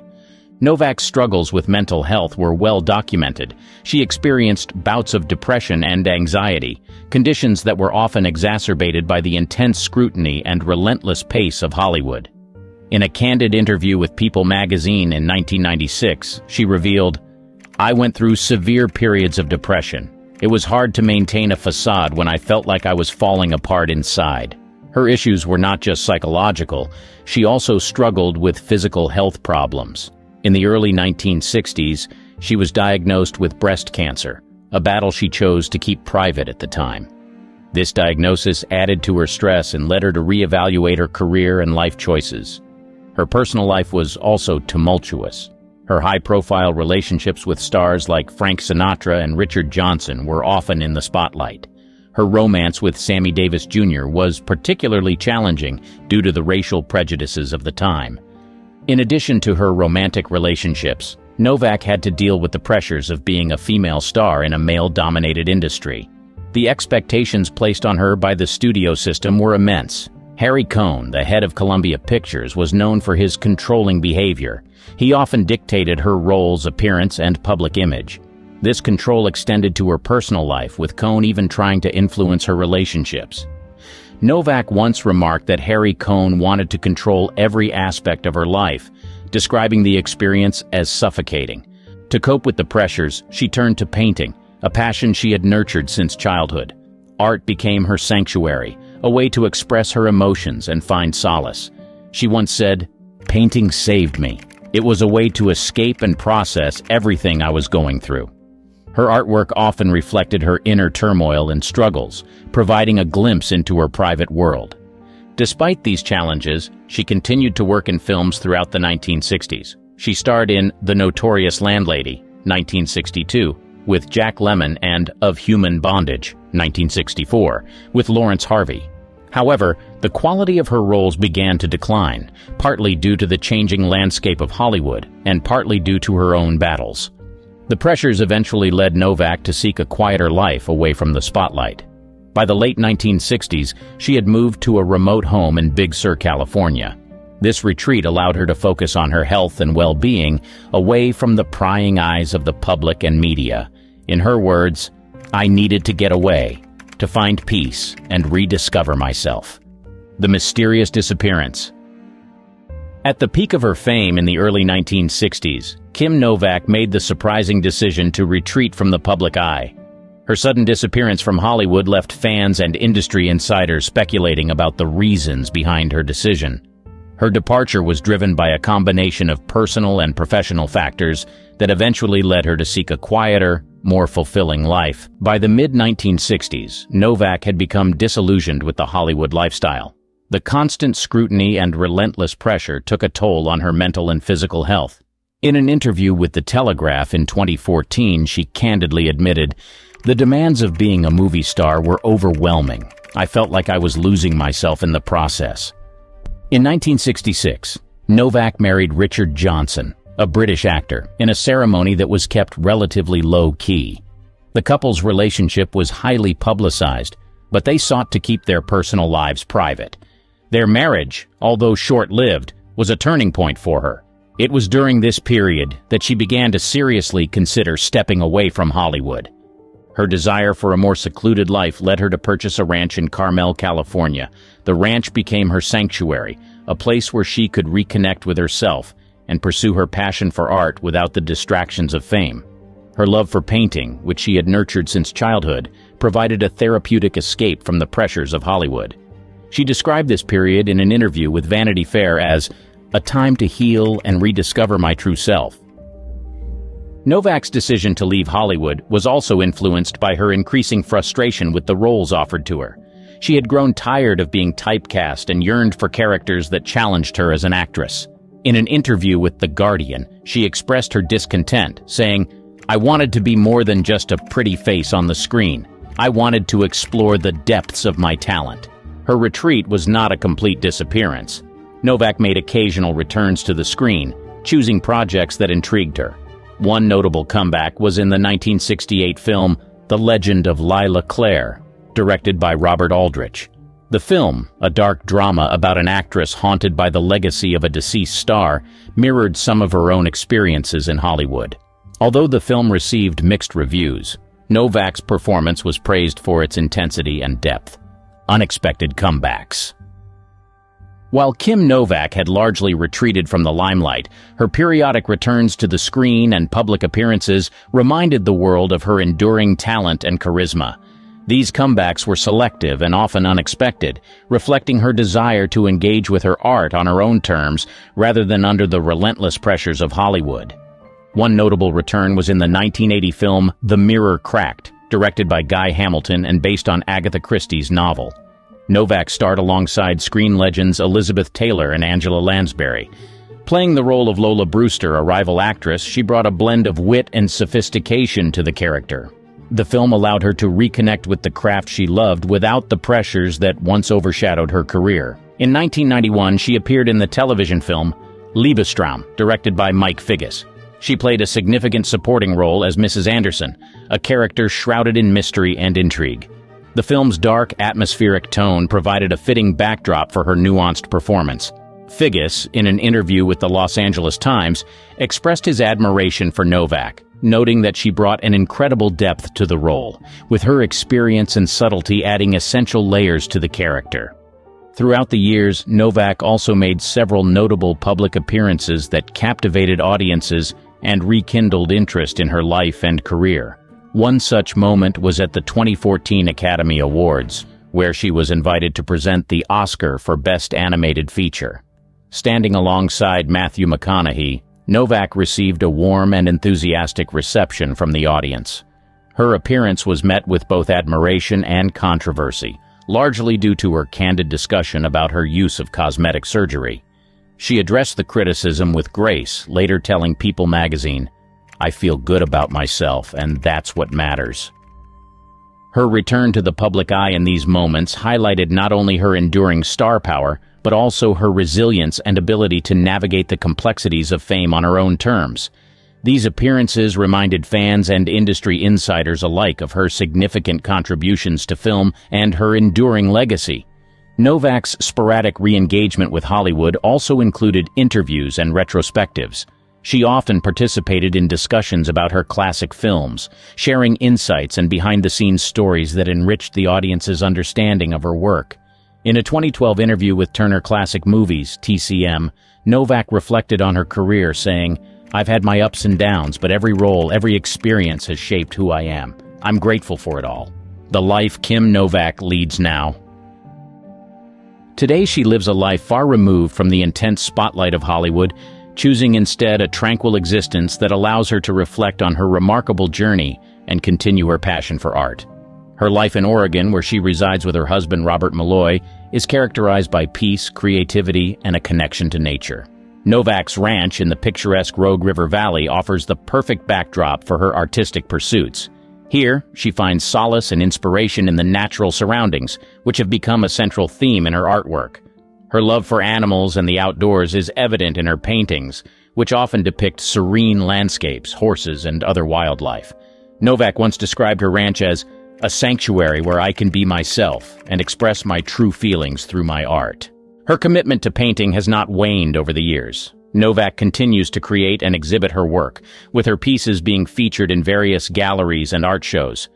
Her art has been well received, with critics appreciating the emotional depth and unique style she brings to her canvases. Novak has made select public appearances to honor her contributions to the film industry and to connect with new generations of fans.